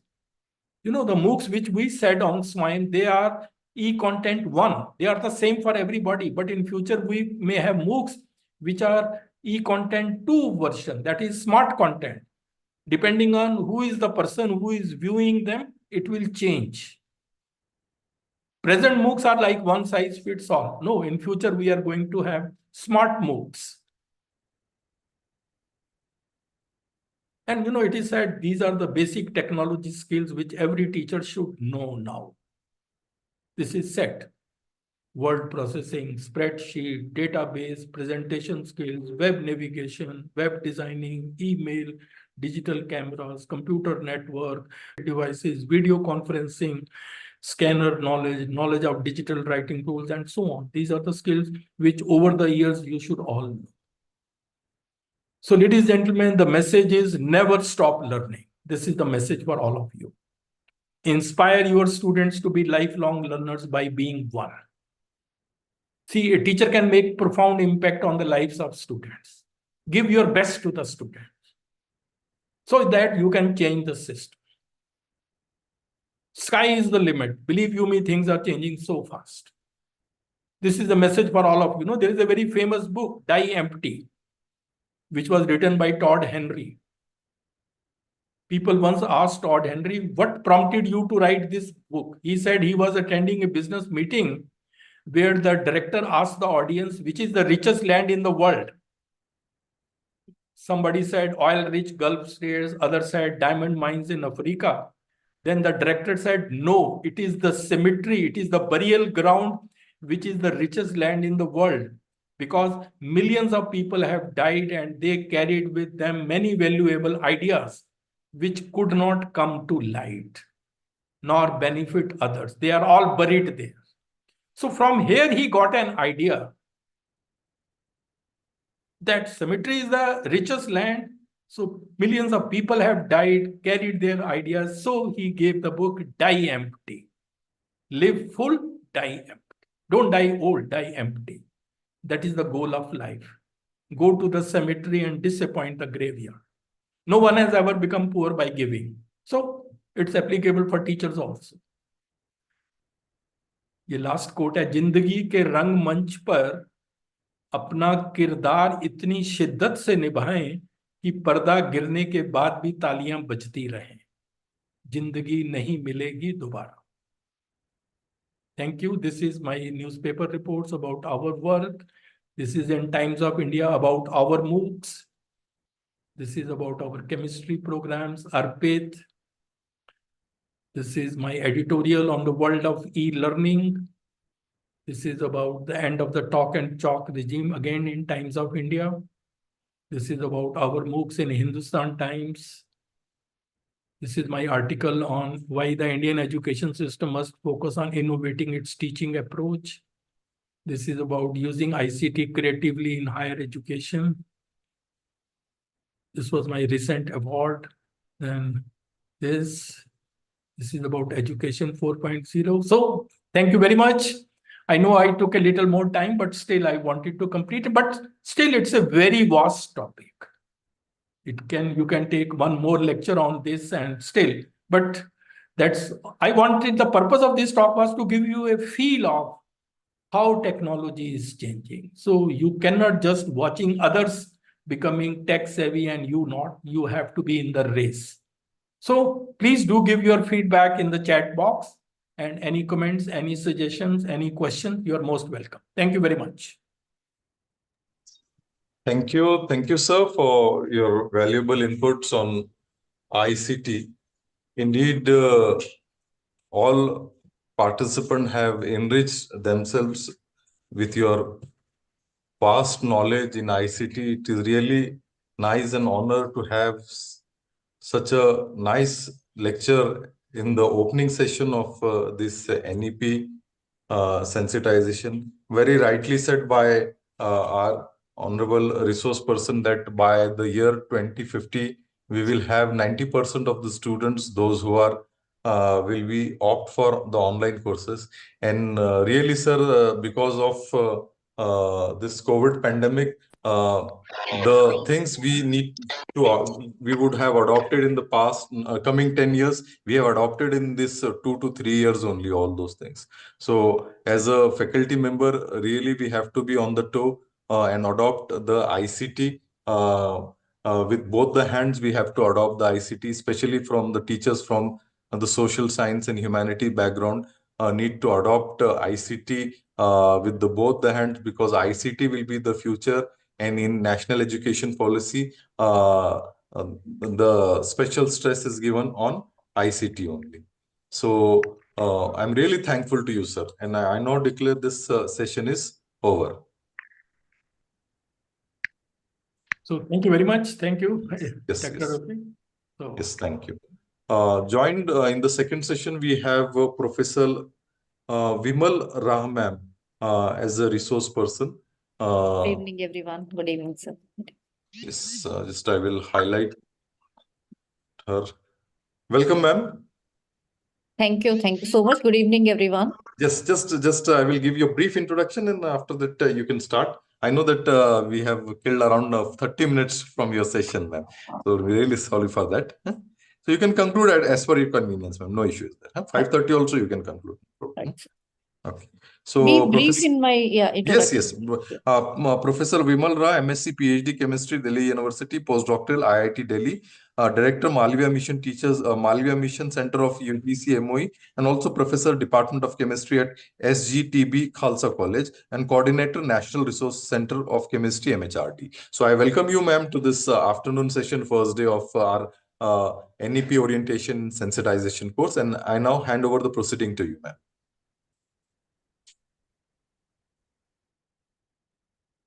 Thank you so much. Good evening, everyone. First of all, I would like to thank all the organizers for inviting me to this very important program. Actually, these NEP orientation and sensitization programs are mandatory in the way that every teacher, whether senior or junior, they should be aware about what changes are happening, and then how positively we can introduce it in our institutions, in our classrooms. And taking this session further, which Professor Bakhshi has introduced on ICT, I will take the journey further because he's already introduced the e-learning, MOOCs, and e-content. But then what, as teachers, we have to be preparing ourselves. That is what I'll be taking in this session. So let me just share my screen. And let me just add that I also, as a member of the committee who has formulated this entire guidelines of the 111 centers to start up with. And now there are 116 centers across the country who are doing this program. Didn't get that. And I am myself heading the center at SCTB Khalsa College, University of Delhi. So if we look at what are the requirements for the blended learning, because now even in the face-to-face scenario, we have to be preparing ourselves for using these ICT.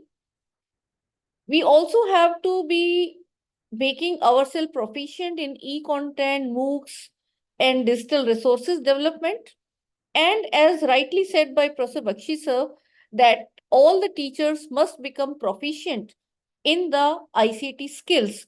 So I'll be giving you a glimpse of what all we have to adapt to and change. Some apps which you can on your own learn, or if not, then you can look for where will be so many programs which will be conducted by various centers, and especially our center is focusing more on the technology integration. So any such program coming, you can take a registration and get benefited. So tech-savvy teachers are required who can embrace newer technologies and implement in their classroom with the NEP 2020 coming. But you must say, why are we being told to change? We have seen many teachers, which actually from whom we have studied, they retired with the same notes. But now with the current generation of teachers, that's we cannot afford to do that. We have to change. And change is not the first time. Maybe the change is very slow, we can say in our profession, but it is there.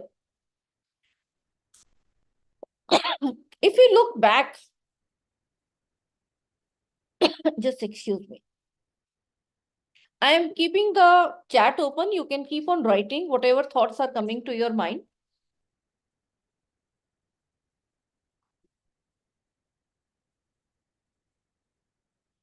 The hallmark of education system is it changes with time. But then the change has been slow. But if we look back, this is what a teaching learning environment we can recall, the Guru Shishya Parampara. But if you look at what were the problems, can you mention some of the problems in the chat? Something negative, one may say it's very good. Such small student teacher ratio is there. And this is almost like a residential sort of learning environment. So many life skills are getting inculcated. But then what are the negative points? Can some of you just mention it in the chat? I'd like to take it further. Yes, anyone with the negative point of this type of system of teaching learning? I hope all of you are there, not just writing your roll numbers in the chat. Please mention what is the negative point that you can see in this type of teaching learning environment. The Guru Shishya Parampara. Lack of technology, definitely, Yogesh sir. Technology was not that time available, so it was not there. Limited number of students is a positive point. Limited knowledge, we can say whatever was available to the teachers, the same was getting transferred. Those students were not having more information, rightly said. Anything else? They are away from parents, so they can be pros and they can be cons for that. Only regional education you are mentioning. I think you must have heard about stories like Eklavya and many others, and perhaps we have also heard that these students or the learners were coming from the king's family, and not everyone could afford this type of teaching learning environment. So yes, definitely there was discrimination, there was lack of access and equity. And if we talk about technology, at that time the teachers used to write on stones on whatever information they used to know that yes, we have to preserve it for our future generation, on leaves. And as we progress the technology of various kinds, like including takhti, kalam, slate and chalk, slates, chalk, paper, pencil, with colored pencils, pens and all coming, the teachers adapted. And every society, every profession has to adopt to all the changes, technological, otherwise in their profession, otherwise they will be outdated. So, but if we look that here we are somehow stuck on this green or white board, the blackboard or the whiteboard, and then if you compare this slide with the earlier, now we have more number of students sitting in this, but still the boundaries are these four walls. And if we can remove these boundaries, that is what the technology can do in the form of MOOCs, which Professor Bakhshi has already introduced. You can reach to so many learners. The overhead projectors, the computers, the digital writing tools, the LCD projectors. So the classrooms have been changing, and we have to change further. And in between, the coronavirus pandemic came when there were no learners in front of us. But this is the time where all of us as teachers, we actually learned so much, which we were maybe keeping it as a back shelf that हम तो retire हो जाएंगे, हमें क्या जरूरत है ICT सीखने की. So no, corona pushed all of us into the pool of technology कि डूबो या Taro, you have to learn, and all of us learned, but maybe not in a structured way. Now is the time that we have to learn more in front of in the form of various technologies, whether they are softwares or on the desktop apps or the mobile apps. And now with the AI coming, can we do with this type of video recording as e-content development? Or we have to something look for e-content 2.0, the smart content, which Professor Bakhshi mentioned. So it is difficult to imagine education without technology in the 21st century.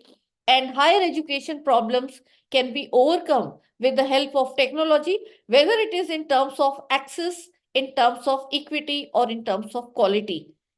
And we have to prepare ourselves for the future of classroom teaching learning. You can see we will be there as human teachers, and we will have an assistant of a robot teacher. I really wish I should have one as soon as possible, like Professor Bakhshi also mentioned about some Bangalore school having already robot teacher, but then not simply robot, how human teachers will be working along with the robot teachers is something we have to. But before we go to the robot teacher, there are so many steps that we have to prepare using the various technologies, tools, and the AI tools which can prepare us to go into this type of future classroom. So with this background, if we talk about what is ICT, how ICT is being mentioned in our policy document, which is NEP 2020, I have picked up these statements from there, which is very important for all of you to understand, because that's how in the module all these are mentioned.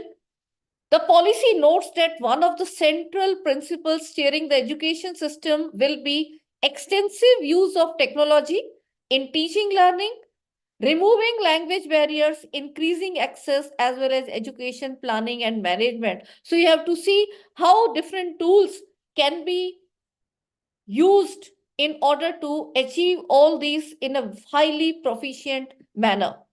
Chapter 23 and chapter 24, I will advocate all of you must read for this very particular module on ICT, which talks about technology use and integration and online and digital education, ensuring equitable use of technology.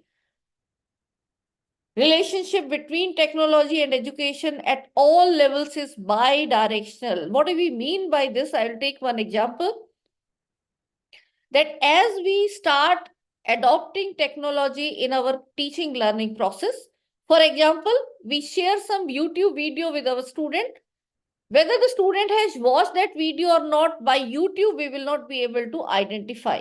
So the moment you put these videos in something called as learning management system, you can see which student has watched that video, how many number of times, at what duration, at what time span, all that can be there.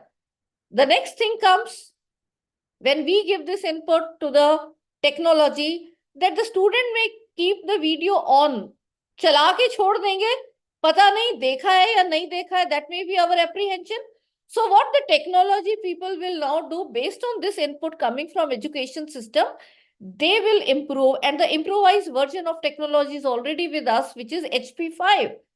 In between videos, you can put questions. If the student has answered that question correctly, then and only then the further segment of the video will be available to him or her. Otherwise, वो पहले वाली video दोबारा देखनी पड़ेगी. So that's how the technology and education, they are bi-directional. Technology is learning from education needs, and education is benefiting as well as giving inputs that, okay, now we need a better technology, and all this will be a continuous process. So in terms of technology, you cannot say, हमने बस इतना सीख लिया, office के tools आ गए and we are now expert. No one is expert. I am using technology from more than 25 years now, and I am daily learning new and new techniques, and this journey has to continue with all of us. National Education Technology Forum has already been established, which has the mandate of ensuring equity in terms of the usage across, and also making the various frameworks for assessments and examination, and how the quality of content and the different pedagogies can be shared across the boards and to the country. So you can read more about this as well. Towards the blended models of learning, it is clearly written that while promoting digital learning and education, the importance of face-to-face in-person learning is fully recognized. So even if we have robots to assist us, our importance will be always there, but the change in role will be there. If you keep on sharing the same information which that robot can do, or which any other AI app can do, or any other app can do, then we are not going to be useful in that system. We have to be adopting the newer technologies and the newer ways. How can we ensure the quality teaching learning happening with our students? So accordingly, different effective models of blended learning will be identified for appropriate replication for different subjects. And this is the golden opportunity to all of you, my dear colleagues. Work as group, know what technology is there, what all pedagogies are available, and in your own subjects, come out with a model that for teaching this very particular topic, this is how it can be done in a more efficient manner. And then that you can then train other teachers in your subjects that this particular topic can be taught in a blended learning using technology in this particular way. NEP 20 talks about teachers requiring suitable training and development, and this program which you are all enrolled in is clearly showing the sincere implementation strategy of Government of India, that yes, the NEP 2020 has to be taken to each and every teacher, and then once they understand that where are they lacking, they will be improving with various other detailed program that all these centers will be doing. So it cannot be assumed that a good teacher in a traditional classroom will automatically be a good teacher in an online classroom.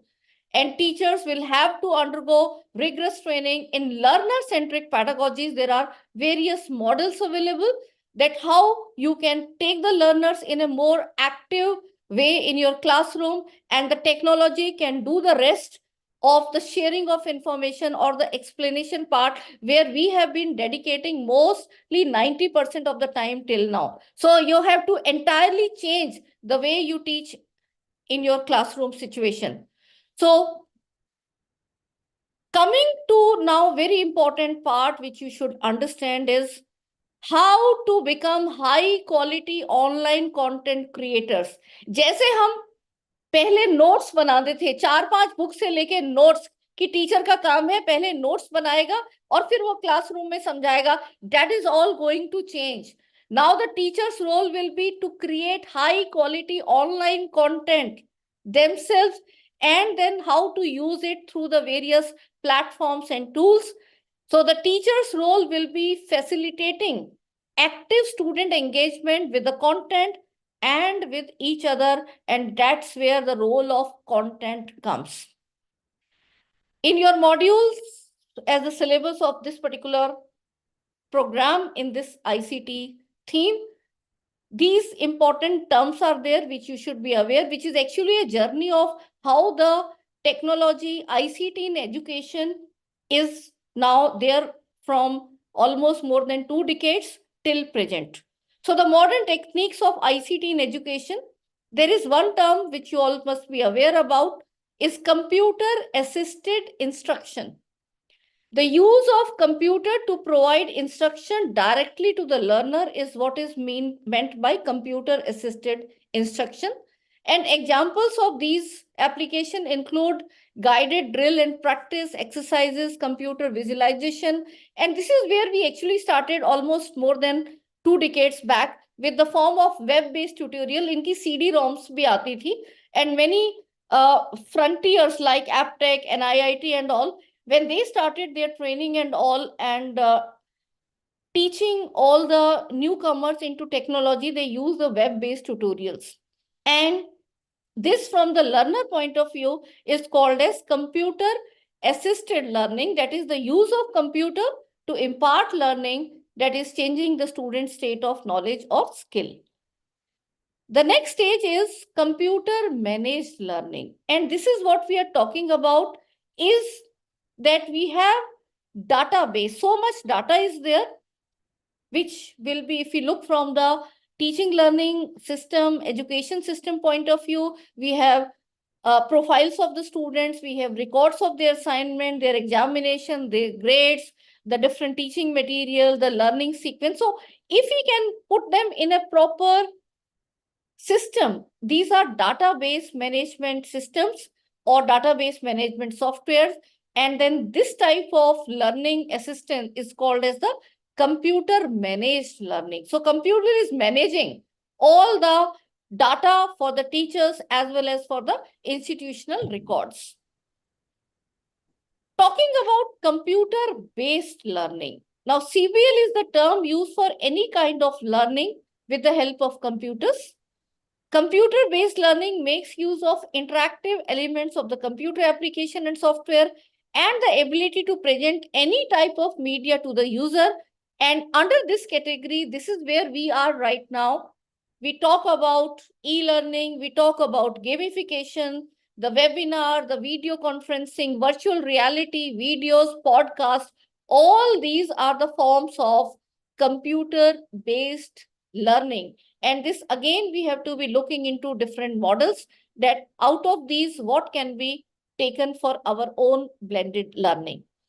In the blended learning model, I will also say use synchronous as well as asynchronous classes. What are synchronous classes? Synchronous classes, they run in real time, although they are online. Fine. So this synchronous mode can also be taken in a hybrid mode. Let me tell you how I take my sessions. In my class, when the students are face-to-face, I give attendance to only face-to-face, but I also open one Zoom and I give access to the students who are not present in my class. So they are attending from outside in a synchronous way, but then that is the hybrid class. Some students are offline and some students are online. The same session I record and then put it on the learning management system. So those students who have attended my class or not attended, doesn't matter. Now, if they have to revise, there are slow learners, they want to attend that particular concept again and again, so they can watch these classes on learning management system in asynchronous manner. So asynchronous class will be running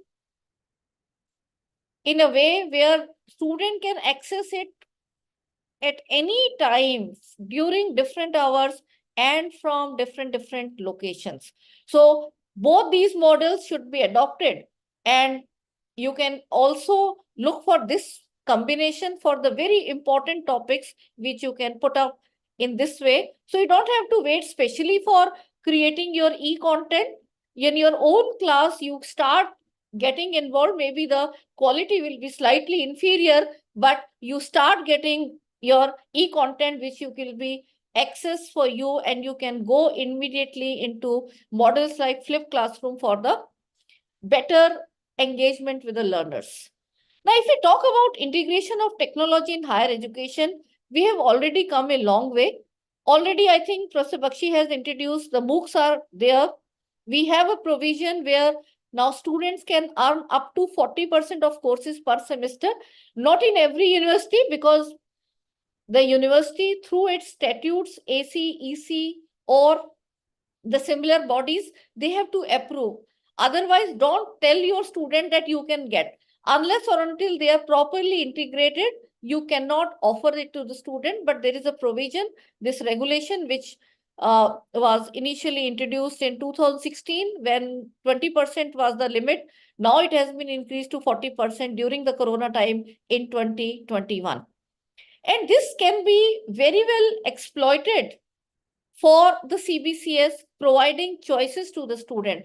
And we also have to change that in the ambit of NEP, when the skill and value education courses are coming, skill course cannot be online. A value education course cannot be online. So in order to make a provision for them, for providing internship, more research provision for the students, the offline and online, you have to see which component can be sent to the online and which component can be sent to the offline, and how the choices and options can be provided in the so much aspirational CBCH, which is again being more leveraged in the NEP structure. If you see, there are proper online universities and proper online programs also. I was the member of the committee who has formulated these regulations, and any institution which has NAC more than 3.26 along with some other parameters, they can approach UGC and they can start fully online program. But getting approval is one thing. Who will do the handling of these students? Who will prepare the e-content for these students? Only teachers. So we all have to be equipping ourselves, and those who are already ahead, the institutions who are started getting approvals from UGC and they have started their programs, they are taking those teachers on consultancy basis that yes, you can also handle our online program or create the online content which is required. And this will be a regular feature which has to, because syllabi will be updated, the content has to be updated. So this is going to be a constant feature, and we all have to be preparing ourselves towards this. In 2020, both the open and distance learning regulation as well as this online regulations have been clubbed, and all those who want to have more detail, because some of you may be coming from open and distance education system as well. So there are quality parameters in terms of how the content should be there, the 4-quadrant approach, how the teachers have to be constantly upgrading in terms of these ICT tools. So all these are details are mentioned in this combined material, and I will say that please use this as a detailed study material for the earlier session, Professor Bakhshi and mine, for completing this ICT module on your own. Academic bank of credits is a reality now, and students will be given choices that even if they are not in a formal system, they can earn credit and they can earn a degree by combining these credits as per the National Higher Education Qualification Framework. Dual degrees are a reality now. Your students can do one offline as well as one online degree. And there are so many institutions, universities which are providing that type of certification. Why that is needed? Because the student always may not be getting the same course which he or she really wants to pursue. So should we deprive the student that no, you have to study this because your cutoff which we have declared, because we have our limitation, we cannot afford to have more number of students in the physical classroom, very fine, but you should not limit the learning which the student is looking for. And that's why the online learning has to be really looked from a wider perspective, not just from a very narrow approach कि अगर online आएगी तो हमारी job खत्म हो जाएगी. No, The online is required to increase the gross enrollment ratio and provide our learners more opportunity that yes, along with this course, which I am pursuing in a face-to-face, I want to have one more degree in my this area which I am more passionate, then that is what is also possibility through the technology. So there are multiple uses of online courses and MOOCs, especially MOOCs. You can earn credit, but only when the statutory bodies of both the parent university and the host university of the student are agreeing, and then they are giving that, and there is a nominal certification charge they can get and get the certification through the NTA examination. There are small certificate courses also, which you can, there is no pre-qualification required, and these can act like add-on courses and the students can benefit. Irrespective of whether you are completing the entire course as a supplementary material, you can use it, both the teachers as well as students. And especially this is a boon for open and distance learning education, which is depriving of self-learning material aate hain printed, and you must be looking at the news that by the time the examination start, just before 1 week, they get that printed material. Now look at how the technology is helping them. The material can be given just the moment they register. They will be getting good access of video lectures, the other material, and they can practice on a self-learning mode. For lifelong learners, including us as teachers, no pre-qualification, there is free enrollment. You don't even have to give examination unless or until you need a certificate, and you can use that content in your own classroom and tell your student also that watch this very particular module of this, and then I'll be having problem discussion in my next classroom aligned. So this is how you have to actually now integrate these MOOCs in your own classroom setting. ARPIT and online FDPs and all is a reality now, and all of you are taking part. It's so much beneficial, right? No need of duty leave from your institution, and you can do your professional commitments as well as learn in a flexible mode. Coming to e-content now, in the light of all this, we have to be knowing the e-content preparation. But one thing we should be first convinced is कि ये बिना e-content के काम नहीं चलेगा क्या? Let me tell you the learning pyramid if Professor Bakhshi has not shared that. We have to be first convinced that these audio video resources will be actually increasing the learning. Till now, we are using the lecture mode, which is, this is a research study, and these are the proper percentages ki learning isse zyada nahi ho sakti hai if you are using these particular modes. So if you are using just the lecture mode, and now you look in your own classroom, 99% classrooms of Indian higher education system are having predominantly these two methods, which is lecture and reading. 5% lecture से understanding हो रही है, learning हो रही है बच्चे की. And if he or she goes back, हम बताते हैं library में पढ़ो, ये references हैं, ये books हैं, and if she reads more reading, that will take him or her to 10%. और उस 10% में से हम उन्हें 90% देंगे और फिर बोलते हैं ये डिग्रियां किसी काम की नहीं है, because वो 90% है 10% का. That is actually 9%. They are all failures. And what do you expect from failures? Not at all. So we are not able to take them to the highest level, which is higher order thinking skill of creating something by applying that knowledge. And that will come when you add audio visuals. The understanding increases to 20%. Demonstration, you demonstrate something, the practical, that's why they play very important role, 30%. Discussion group, 50%, and practice by doing the so-called experiential learning, that goes to 75%.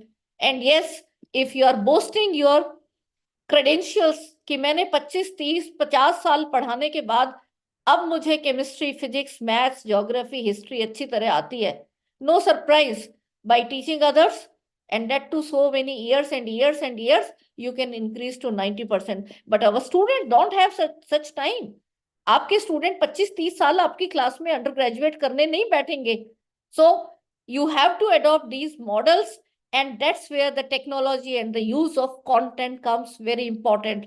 All this lecture and reading should be converted into audio visual, and then and only then you'll be able to have time for demonstration, discussion, and practice by doing the other pedagogies that we are talking about. Otherwise, the students will remain passive. They will not be able to convert into active mode, which is required for the learner-centric model. And e-content, again, I will give you a slight glimpse, because e-content development, I do 1 week faculty development program. One is running right now along with AI tools. It will be ending on 28th. Very soon we'll be launching the second batch as well. So now we have integrated how the AI tools can be used for e-content development. And there are different forms of e-contents. See from your own subject whether you want to put them into some text which is interactive, some games, some database, some presentations, some audio, video, simulations, animations. Immersive content is now coming, augmented and virtual reality. That is something it will still take time for us to get the app, and mostly we are looking for free apps, so that will take time. But till here, videos and all you can integrate and put them into action in your classroom. So for developing e-content, there are broad stages. But first, you have to be very clear, the e-content cannot be created just by technical team. It requires subject expertise, that is us. So the subject expertise, which is ours, if I have expertise in organic chemistry, I cannot do justice to a physical chemistry content as well. So how can I do it for a history, geography, other? So you require all teachers who will be subject matter expert. So everyone has to create. You start with your base. जो भी आपके notes हैं, जो भी आपके PPTs हैं, start with that. Try to make them into more professional output, and then see what all multimedia enrichment can be done, how they can be converted into audio, video, animation, simulation by the various tools that you keep on learning. And that is what will be called as e-content in different forms I talked about. But while doing so, you have to be very clear about the different tools that you're using. In tools, if you're not able to have the subject matter expertise wrongly represented, if it is wrongly represented, you are doing blunder. Because as I told you, audio visual will have more attention and retention and impact on the learner. So if it is good, it will become better. And if it is bad, it will become worse. So you have to be very critical of what you are preparing and exporting. On the other hand, one you may be writing just on the board. हमने video बना लिया, ऐसे सुबह से आप शाम तक कोई भी कैमरा किराए पे ले आइए, शाम तक आप 10 वीडियो बना सकते हो. You have to just capture your, but then that will not have long shelf life, because इससे बेटर वीडियो आते ही आपके वीडियो को कोई देखेगा नहीं. क्लास में जो बच्चा आपकी अटेंडेंस के लिए आ रहा है, वीडियो में वो बात नहीं है. Video only that will be watch जिसमें the student will find yes something to learn, and I am able to understand that concept. Only those videos will have a better shelf life. So can you prepare a video like that? And for that, you will require combination of these two.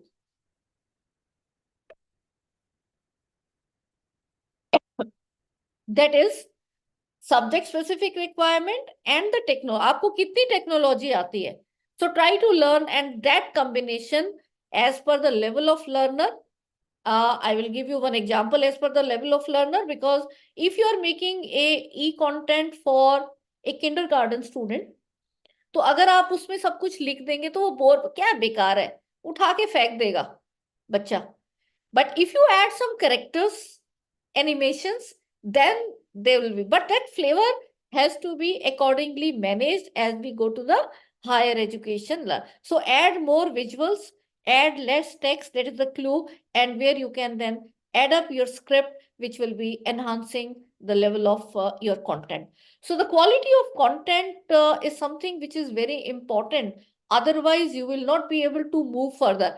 वो होगा बच्चे को, sir madam मेरे को तो समझ आया नहीं उस वीडियो से, आप ही दोबारा से क्लास में बता दो. So you will be again struggling to move out of your current role that you are doing and go into more engagement, and that is possible when you have good quality videos. या तो कोई available है, you try to take them in from MOOCs, from open education resources, try to collect them. And if you find that yes, this is not working for me, for my particular curriculum and my own type of learners I am having, then you prepare yourself, but not in this way.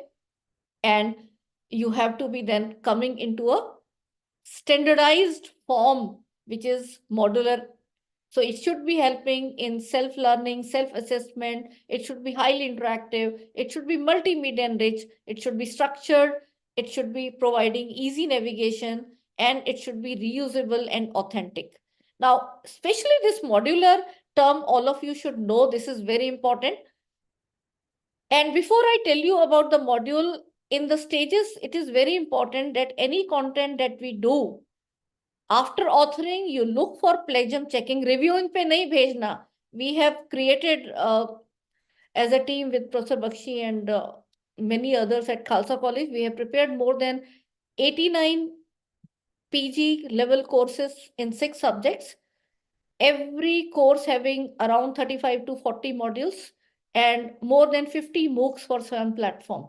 So looking into that type of scale, and otherwise also from any institution point of view, or even if you want to prepare one full structured paper, the e-content for that, after authoring, do plagiarism checking and then go to reviewing. Otherwise, I have seen many projects who have done directly reviewing and published, and then later on, after they have done the video production, so much cost has been there incurred, and then they found that yes, the author sent all the plagiarized, or sometimes unintentionally also, we keep on using the same sentences, which also may be caught by the plagiarism tools. So it is always a very cautious thing that we have to be going into. If you are using it in your classroom situation, you can still limit that.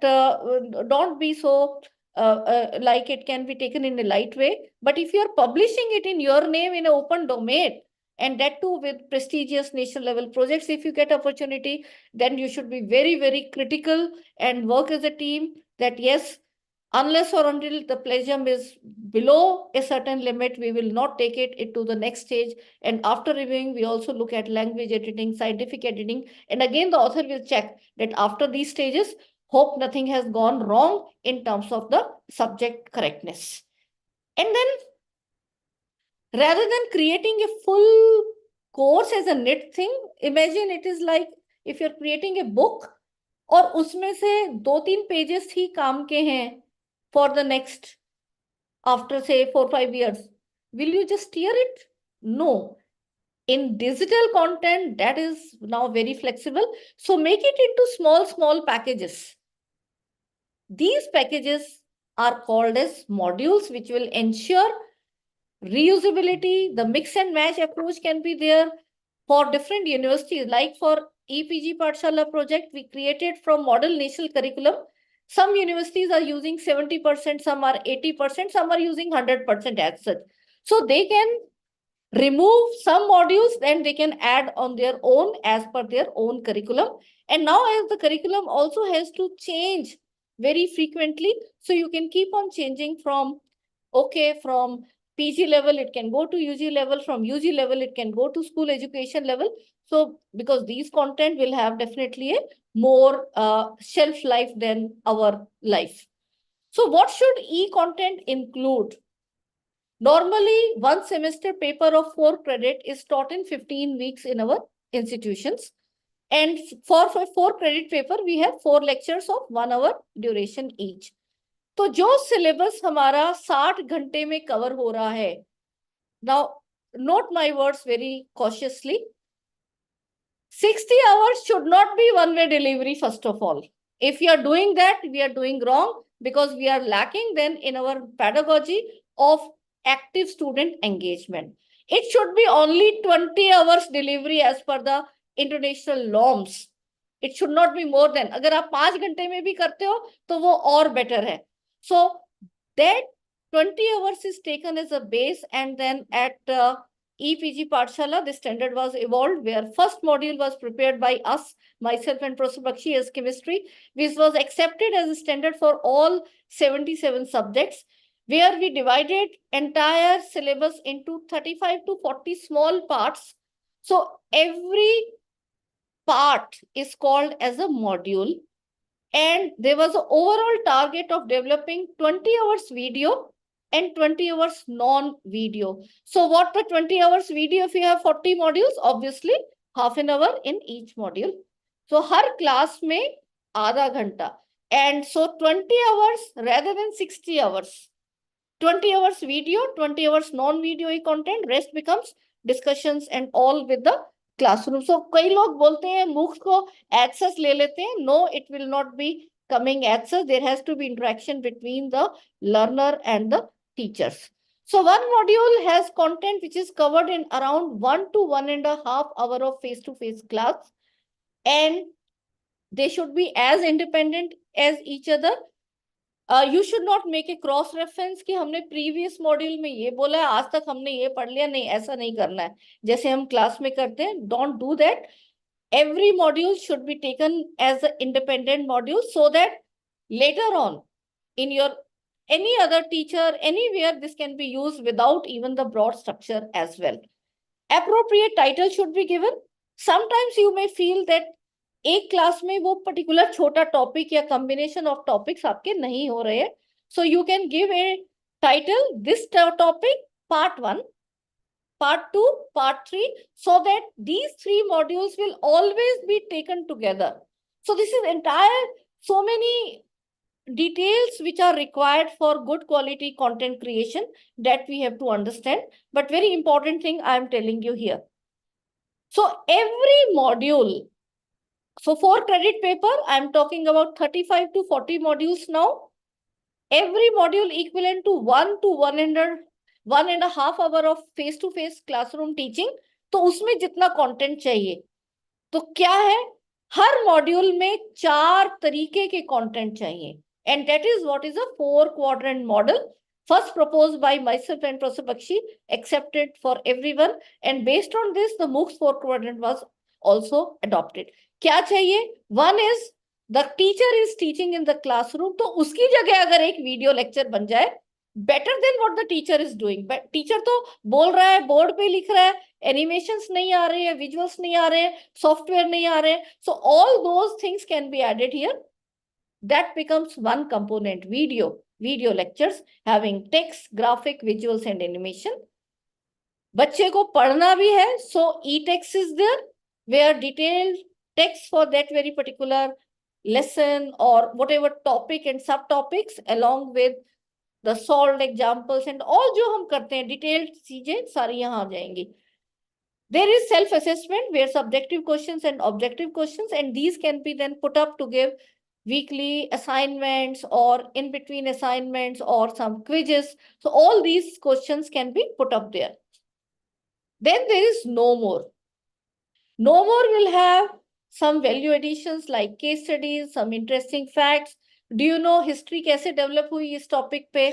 Some suggested reading, web links, and this is a non-evaluative part. अगर आपको इसमें से कोई activity design करनी है, which you want to evaluate in a formative, then you can pick. So this is a tool which is providing self-learning to the teachers as well as students, and this 4-quadrant approach of e-content is there. And then if you do its multimedia conversion, you should know proper tools how you can do, and especially for video making, you should use good PowerPoint presentation. Like if I'm speaking, I'm not speaking whatever is written here. Can you see my slide? And you must have seen Professor Bakhshi's slide also. So PowerPoints are actually adding up. And you must have seen that not many speakers, they will just use no PPT या PPT में सब कुछ लिखा होगा. So try to see what type of combination is better for you as a learner, and the same you have to adopt when you make PowerPoint for your students. So in your videos, you can also use some interviews, some field videos, some animations, some demonstrative videos, some experiments, and you can make storyboards on how in sequence you will be putting up into this. And that can be done in a simple Word doc template. Sometimes you may feel कि नहीं वो बात जो हम board पे लिखते हैं वो नहीं आ रही है. Then also you have a respite now. Learn the screen capture tools. You can record whatever is being seen in your screen, and you can trim by simple video editing tools. So आप जो board पे लिख रहे हो वो सारी चीजें भी आ जाएंगी, उसके अलावा भी आ जाएगा. Imagine it is now the best of the thing that you can give it to your learners. और वो वाली क्लास आपको पढ़ाने की जरूरत नहीं है उस तरीके से जैसे आप पढ़ाते आए हो. That part comes to the video, and then you can engage with your learners on the problem solving and discussion. And you can use different techniques, Doodly, Video Scribe, and different activities can be there. Simulations can be put up, different subject. Like now there are these type of features are there. I can explain कि ये simple cubic cell है because atom सिर्फ एक cube के कोने में है. लेकिन यहाँ पे आप देखो, even those who are not chemistry persons will be able to. इसको फेस सेंटर क्यों बोला जाता है? इसको फेस सेंटर इसलिए बोला जाता है क्योंकि हर क्यूब के फेस पे भी ये ब्लू वाला एटम आ गया है. तो इसमें सिंपल वाले भी हैं और ये फेस पे भी. तो ये सिंपल क्यूबिक सेल आ गया और ये फेस सेंटर है. हम कहीं पे वो बच्चों को एक्सप्लेन ही नहीं कर पाते हैं, and that's why they going to rote learning. Can we change that into more of these type of things? And there are question asked to me.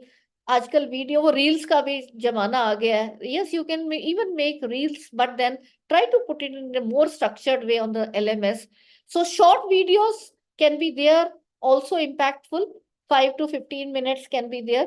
I will say it, use it for animations, and you can use it for something like ad. देखो आप TV में 1 minute के अंदर कितना कुछ convey कर देती है, और अगर 1 मिनट भी, अगर मैं 10 सेकंड भी अगर आपको एड पसंद नहीं आएगी तो आप नेक्स्ट पे चले जाओगे. Look at other extreme videos of half an hour duration. I am saying, can we put 50-60 minutes? Why not? For a UG or PG level, अगर आपकी वीडियो में दम है तो वो 1.5, 2, 3 घंटा भी देखेगा. जैसे हॉलीवुड और बॉलीवुड मूवी में 1.5 घंटे के बाद अगर हमारा टी ब्रेक हो रहा है, या तो हम मूवी 5 मिनट में छोड़ के भाग जाएंगे, वरना हमें पानी पीना भी याद नहीं आएगा. And that type of e content if you prepare, तो चाहे छोटा हो ड्यूरेशन, चाहे लॉन्ग ड्यूरेशन हो, doesn't matter, you can use it for your own blended learning. And while recording video, be extempore with reference point in slide. सब कुछ मत लिखो. अगर सब कुछ लिखा है, आप वही बोल रहे हो, उससे बोरिंग वीडियो नहीं है. So watch many videos in your own subject. You will come to know किस तरह का वीडियो अच्छा है, किस तरह का नहीं. And you can use chroma technology. Those who are going for professional shooting from university point of view, now many colleges and universities are coming up with their studio.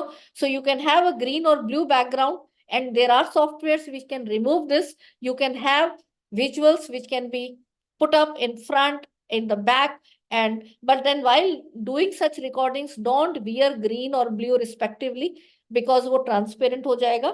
So like this, we have just shot in a green studio, but all the background and all these, even the table is nakli. So we have added. So somewhat knowledge of graphic and video development tools you must have, कि इसको हम इसमें कैसे convert करेंगे. So even if you are hiring some technical team, you can get to know. और आजकल तो अब मैं बताऊंगी वीडियो एडिटिंग AI टूल से कितनी आसान हो गई है. सो जो काम एक हफ्ते में होता है वो आप आधे घंटे में कर सकते हो. And that is the type powerful use of AI. So you should know how to be more comfortable as a performer in front of a camera, and that will also improve your oratory skill in your classroom. Believe you me, आप अपनी video record करना start करो, अपने phone से ही कर लो, कोई जरूरत नहीं है स्टूडियो की. एक छोटा सा स्टैंड लगाओ, नहीं है तो एक कहीं टेबल पे ढंग से सेट कर लो ताकि हिले ना.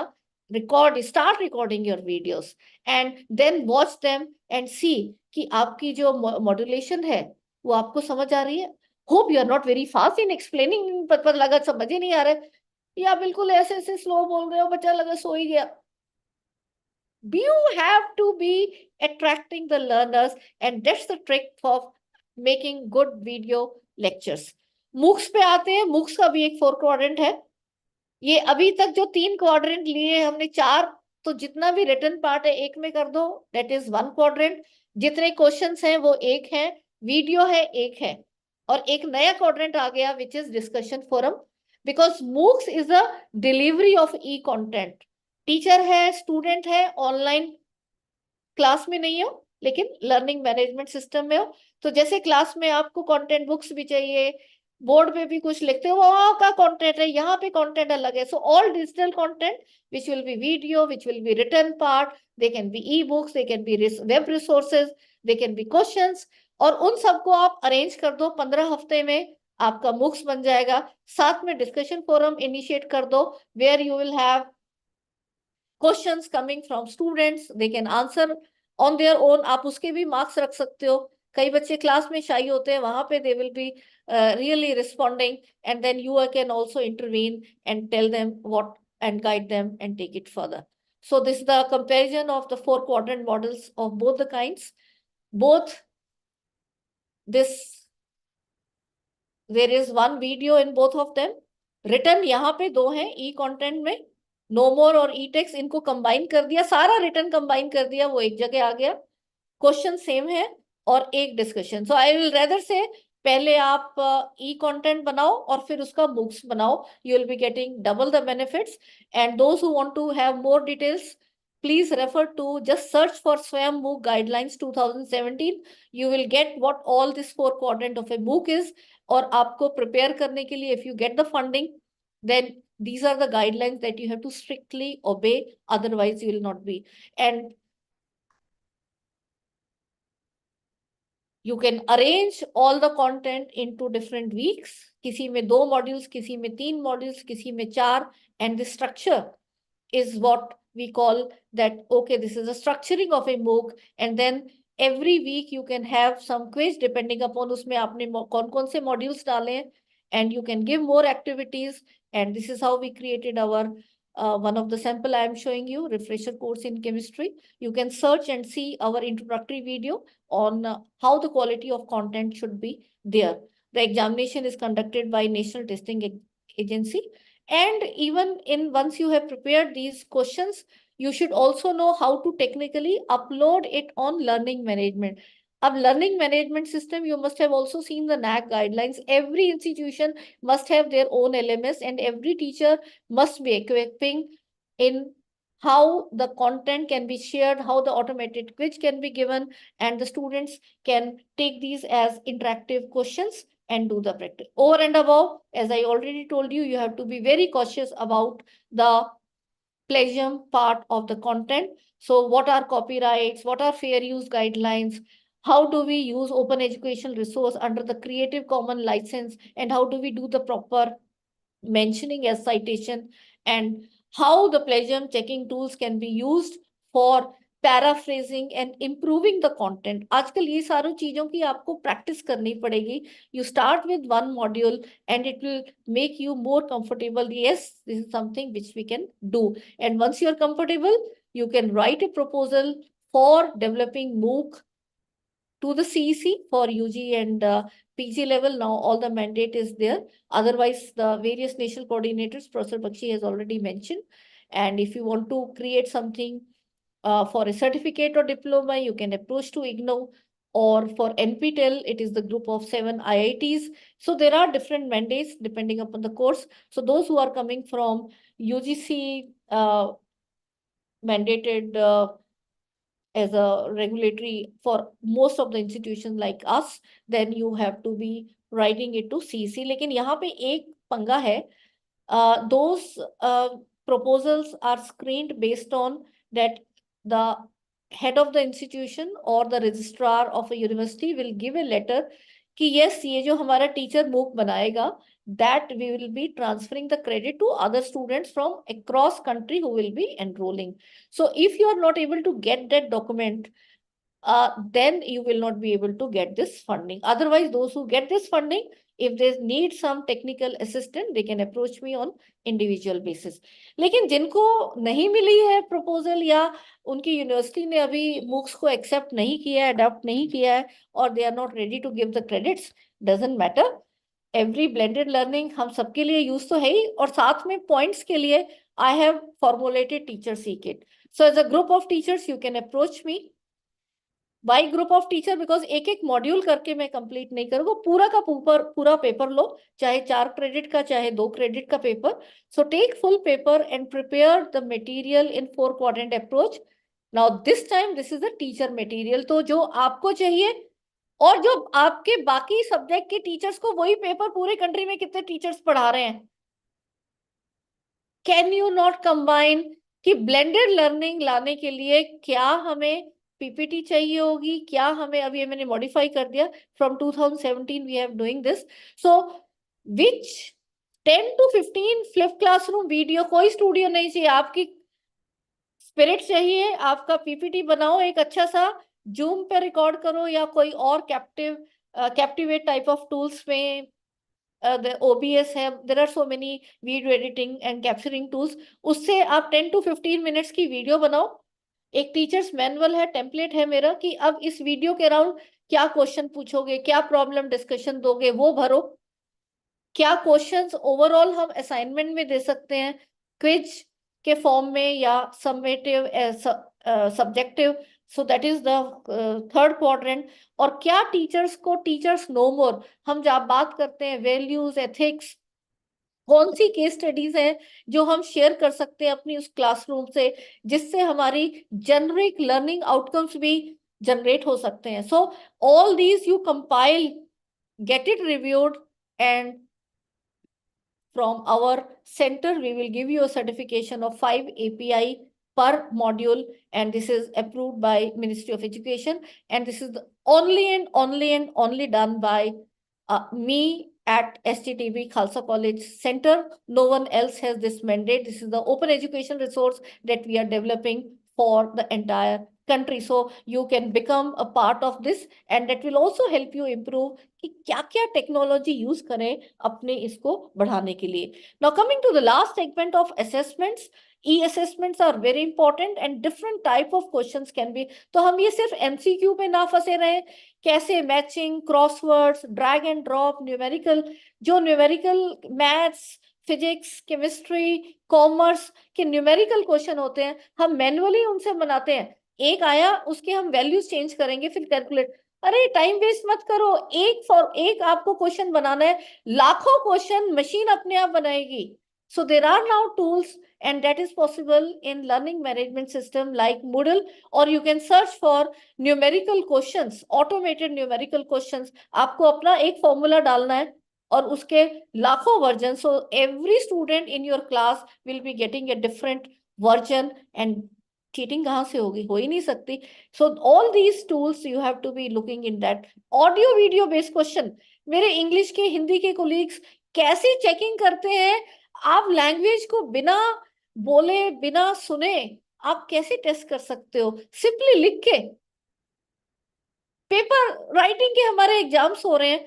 So can you have a video and audio recording? Let me tell you now, there are AI based tools जो बच्चे की रिकॉर्डिंग, वो पीपीटी रिकॉर्ड करेगा, टीचर को नहीं सुनना है, पीपीटी रिकॉर्ड करेगा और उसे बताएगा. You should improve this line.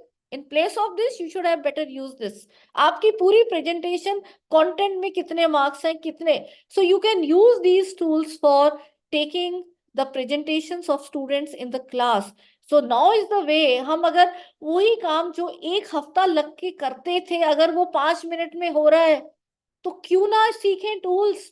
This is something which is now the change. The future is here. मैं इस ट्रेनिंग सेक्टर में 2 डिकेड से ज्यादा हूँ. जितना चेंज कोरोना के बाद और अब ये एआई के बाद देखा है, इतना कभी नहीं देखा. Even I am learning, I am taking a 3 months AI tools course myself, and there's so much. It's just like mind blowing thing. कितना कुछ जो हम 1 घंटा लग के करते हैं वो 1 मिनट में हो रहा है।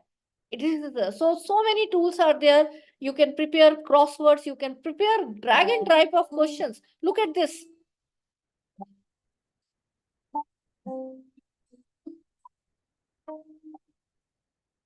Video and in between questions, as I mentioned, HP5 technology. So video is there and then the question is being asked. ठीक है तो आगे चलेगा, गलत है तो वापस दोबारा देखो. And in examination also, the AI tools can be used for proctoring. Those in institutions who are going further, we all need to know what are these softwares and how to handle them. Learning management system हम सबको आने चाहिए. How to structure the content, how to upload it in different forms. कहाँ से server की space कम है, पता लगा हमारी इंस्टीट्यूशन ने लगा तो लिया और जो वेंडर आ रहा है वो मांग रहा है जी साल के हमें 50 लाख रुपए दे दो, आपके टीचर्स तो इतना कबाड़ा भर रहे हैं. यूज जुडिशियली, कौन सा कंटेंट है जो लाइट वेट है वो आप उसको डालो और जो हैवी वेट है लाइक वीडियोस उसको आप कंप्रेस करके डालो या यूट्यूब पे पहले डालो और यूट्यूब का लिंक दे दो. So there are wire medias where you can do and there are so many other tools. Google forms वगैरह बनाने तो आजकल एप्लीकेशन लिखने की तरह आनी चाहिए. एक्सेल इंपोर्ट करना, translation tools, different ICT skills. Presentations अगर आप नहीं बनाना चाहते, ऐसी बनानी है डल जिसमें टेक्स्ट लिखा है, या इसको कन्वर्ट देखो मैं करके दिखाती हूँ. Look at this. More visuals. Look for GIF animations. Look for animations which are available as open educational resources. Use visuals. Color use करो, कोई पैसे नहीं लग रहे हैं इसके. My biology colleagues, वो डायग्राम ड्रॉ करते करते आधी क्लास निकल जाती है, एक्सप्लेन करने का नंबर नहीं आता है. Start from the base and use all this in content, different type. Use charts in Excel form. Excel use करो, जिसको भी डाटा चाहिए. Start with Excel, graph plotters. Tell your students to make website for their portfolios. Subject specific softwares are required. Chemistry के teacher की अलग need है, हिंदी की अलग है, ज्योग्राफी की अलग है. तो अपनी सब्जेक्ट देखो कहाँ पे इंडस्ट्री में किस तरह का सॉफ्टवेयर और रिसर्च में किस तरह के टूल्स यूज हो रहे हैं. So many data analysis tools are there. आपकी कहाँ रिक्वायरमेंट है, लर्न दोज. साइटेशंस हो गए, प्लेजियम डिटेक्शन हो गया, how the safety in online communication you can tell it to the student. Digital publishing है. And also integrate assistive and accessible technologies in teaching learning. All these are something that are very important. Gamification coming, virtual augmented reality. And now let me take you to the future, which is here. Are you all excited? Can I see some yes, yes, yes coming? Yes. I'm waiting for your chats. So to nahi gaye. I am in the second session and that too in the evening time. No, okay, great, great. So all of you are there. Chat GPT, Gemini, Bard, इतने सारे tools है, free है. Use it. Rather than doing Google search, start using Chat GPT, Gemini, and other AI search tool. So search in a new way. I just searched design a project to study. See, design a project for studying climate change. जो मेरे को अगर बच्चों को देना है, I choose a general topic for you. और ये सब कुछ बता देगा आपको. You have to just implement. So outcome based education की हम बात करते हैं, multidisciplinary की बात कर रहे हैं, उसको कैसे आइडियाज आएंगे, कैसे इंप्लीमेंट करना है. आइडियाज लो यहाँ से and make your life easier. So search in a new way. Chat GPT, Gemini, Open Text Aviator, ND Search, Metaphor. जो फ्री है वो यूज करो. थोड़ी देर बाद फ्री बंद कर देगा, एक और ईमेल आईडी खोल लो, एक और फ्री हो जाएगा. So I'm telling you the tricks, and those who feel that yes something मेरे को यही है, like I have taken Gemini Advance, I have paid for that, I want to stick. So as per your requirement and all you can take. So search. और ये u.com बहुत एक मजेदार चीज है, I will tell you.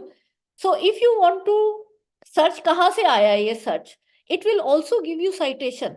So like here, one पे click करोगे तो link आ जाएगा, and it will take you to that very website, and you can see whether it is authentic or not, and accordingly you can do the research also. Integrate, आप अपने बच्चों को भी बताओ कि yes कुछ search करना है and all. Tell them that this is the structured way I want you to take. There's something called as audio pen. If you don't want to write to give the prompt, then talk to it. Audio pen. अब बताओ, I want this. Give me a project on climate change, and it will, or give me a write up.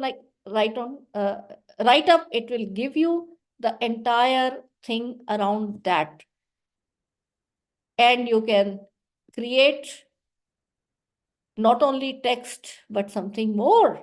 You want to create PPT with no input, सिर्फ एक line से PPT बना सकते हो, एक line से. Yes, I am talking a reality. So all the educational writing, your essay, resume, interview, research, presentation, image can be generated, professional writing, flowcharts, codings, all can be generated, but then they have to be viewed from the human angle.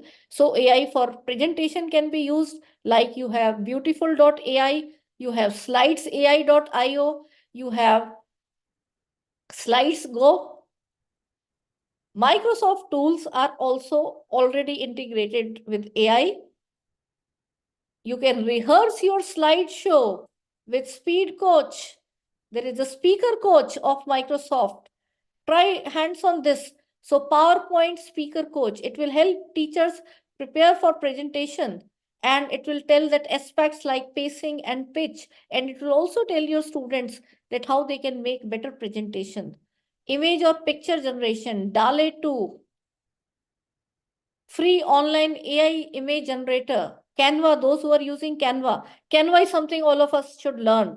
Or Canva, maybe there are now AI tools, so you can design graphics there, and you can tell, I want a picture where maybe a parrot is sitting on a table, and there is also a book there. So it will create. So whatever you have in mind, just experiment and try to put it in the context of your subject requirement. There is GenCraft. So AI, art, image, and video. So it will create like किसी ने painting की हुई हो. So that is there.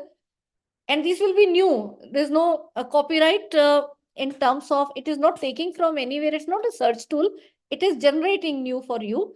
So Shutterstock also, this is a paid thing, but gives good result. There is something called as pixel enhancer. आपकी कोई picture है, उसको आपको blur हो गई है, and you want to do that, there's a possibility in that. If you want to remove the background, chroma में recording नहीं है, but there is a picture, I want to use only this much part, you can do that. You can have synthetic humans ethically created, and they can be used as in between in your PowerPoint slideshows or in your videos. Can you convert your script into audio? You don't want to, or suppose sometime it feels that मेरी आवाज इतनी अच्छी नहीं है, but मैं जो script लिखूंगी वो बहुत अच्छी है, ये अच्छा है. You can do that, why not? So you can get instant voiceovers. So this is something called as voiceover. This is inbuilt inside the Canva I found, which generates studio quality voices in seconds. And then you can do in multiple languages also. So there's a multilingual type of thing. You can create videos with text prompt. Just watch this video. Have you ever pondered the invisible enemy we breathe in every day? The air around us, seemingly clear, carries a burden of unseen pollutants that contribute to a global crisis we know as climate change. Climate change isn't just about melting ice caps or scorching summers. It's a health crisis, a silent predator that impacts every breath we take. According to the World Health Organization, an estimated 7 million people fall victim to premature death each year due to air pollution. It's a staggering number, isn't it? Air pollution comes in many forms, So but the this most deadly is, are the you fine can see particulate it is matter, telling, often referred to as PM2, 5, and nitrogen Can you read? dioxide. These tiny In particles, video select 28 Vimal. times smaller than the width of a human So hair, this is infiltrate our lungs and bloodstream, created by causing AI. respiratory diseases, heart conditions. Now, let me Have you show you what I gave input. I just told that create a video which is on climate change, pollution and health. And then it asks कि आपको क्या चाहिए, health conscious individual audience चाहिए या environmentalist के लिए या policy makers के लिए चाहिए या minimalist professional. So you can select any and this is what is now आपके जो बोलते हैं ना the e content, smart e content, तो आपके लर्नर के हिसाब से आपको किस ऑडियंस के लिए चाहिए. सो you can select that and just you clicked and put it these terms and your video is ready. So these are AI tools and all these is a reality now we should learn. And you can even make a video of a presenter saying your script. So aapki, you can use AI avatar. There are combinations which I am working upon कि अपना पूरा avatar ही create हो जाएगा. And then it will be, and let me tell you, Bollywood and Hollywood, they are preserving, जो high paid actors हैं, तो वो अपने avatars को preserve. That's actually a very costly affair, but then you can capture कि या मैं 10-20 साल बाद शायद ऐसी ना बोल पाऊँ और या yes इस इंडस्ट्री में इसकी फेस वैल्यू ज्यादा है. So they are capturing their audio कि इस तरह से ऐसे expression पता, तो ये लगेगा इन्होंने ये video. But that is something which we cannot do. But I'm telling you, technology wise, all this is possible. And there are various elements which are AI driven. One is this class point, जहाँ पे आप it is a power point generator और बीच बीच में questions, और questions भी आपके students हर अपने मोबाइल फोन के थ्रू करेंगे. You will come to know yes in between उनकी क्या लर्निंग हो रही है and all. There is AI quiz maker, there is AI quiz creator, there is Quizly. आपको जो अच्छा लगता है, बहुत है, लाखों, बहुत सारे वो हैं, बट एक ना एक को ट्राई करो तभी पता लगेगा क्या अवेलेबल है. And then you get hold of something and then you take it further. So eduaid.ai है जिसमें पूरे के पूरे रिपोर्ट कार्ड के कमेंट्स, उन आपने उसमें एक्टिविटीज करवाई, बच्चों के मार्क्स आए, और रिपोर्ट कार्ड के कमेंट्स तक पेरेंट टीचर मीटिंग के लिए भी बना देगा. सो इस तरह के भी लोगों ने सॉल्यूशन बनाए हुए हैं. AI tutors are there for personalized learning where you can put in your content और उसके अराउंड स्टूडेंट्स को वो इनपुट देता रहेगा. And there kahoot.com is there where gamification can be used. Teachermatic is a AI based LMS, and this again I am working in detail. This is from a UK team where we have collaboration. And at the end I will like to say that continuous capacity building of teachers along with quality content and books, it can make a better and stronger India in the field of education. And I'll stop with this. This is my email ID, just my name, vimalrar@gmail.com. And you can go to our Telegram link. Let me share that. So earlier we were known as GAD TLC, now we are UGC MMTTC. And this is my Telegram group link. I'll rather send you this entire thing in Zoom. So those interested, you can join and benefit from the various programs in detail that we do. जो professor Bakshi ने बोला और मैंने बोला, ये हर slide के हम फिर पूरा एक एक hands on and details program we do, because this is just about awareness. Now you identify, अगर आपको आता है तो you take it further. You can become resource person with us in a collaborative event. और जिनको सीखना है, they can join our programs. So thank you so much, and thanks you once again for calling me here to share my ground level working experience with all of you. And I feel responsible that मैंने इतने MOOCs बनाए हैं, but सारे country के सारे teachers को we have to take it further. So I was just sharing my expertise at a ground level working with all of you. Any questions? I am here for your questions. Thank you so much. Thank you, ma'am, for being here, sparing your valuable time. It is always an honor that a person who has drafted the guidelines of UGC Malviya Mission Teachers Training Program, she is coming and orienting us. So we're really thankful to you, ma'am, for sparing your valuable time. And I hope that you will continue your support to this Malviya Mission Teachers Training Center in future also. Definitely, sir. Thank you. Thank you so much. Offline भी हुआ तो उसमें भी आपका support हमें बिल्कुल लगेगा ma'am. हाँ, We are बिल्कुल. listening. I am into this mission only now that Yes, yes. we have to first of all motivate as many colleagues of our system, and then जब तक वो तैयार नहीं होंगे, they have to first understand that the need is there to change, and then change कहाँ से करेंगे? We have to also provide them hand holding in giving them hands-on programs and other sessions. So I will request you also. Your team is doing great. That we have to now see ki where the teachers want more to learn. So take that feedback, and accordingly we can design our further FDPs and refresher courses in these areas. Yes, ma'am. Yes, Bill. So before concluding this meeting, I would request the participants to put their roll numbers in chat box. सभी participant से निवेदन है कि अपने roll number chat box में डालें ताकि हम अटेंडेंस ले आपकी.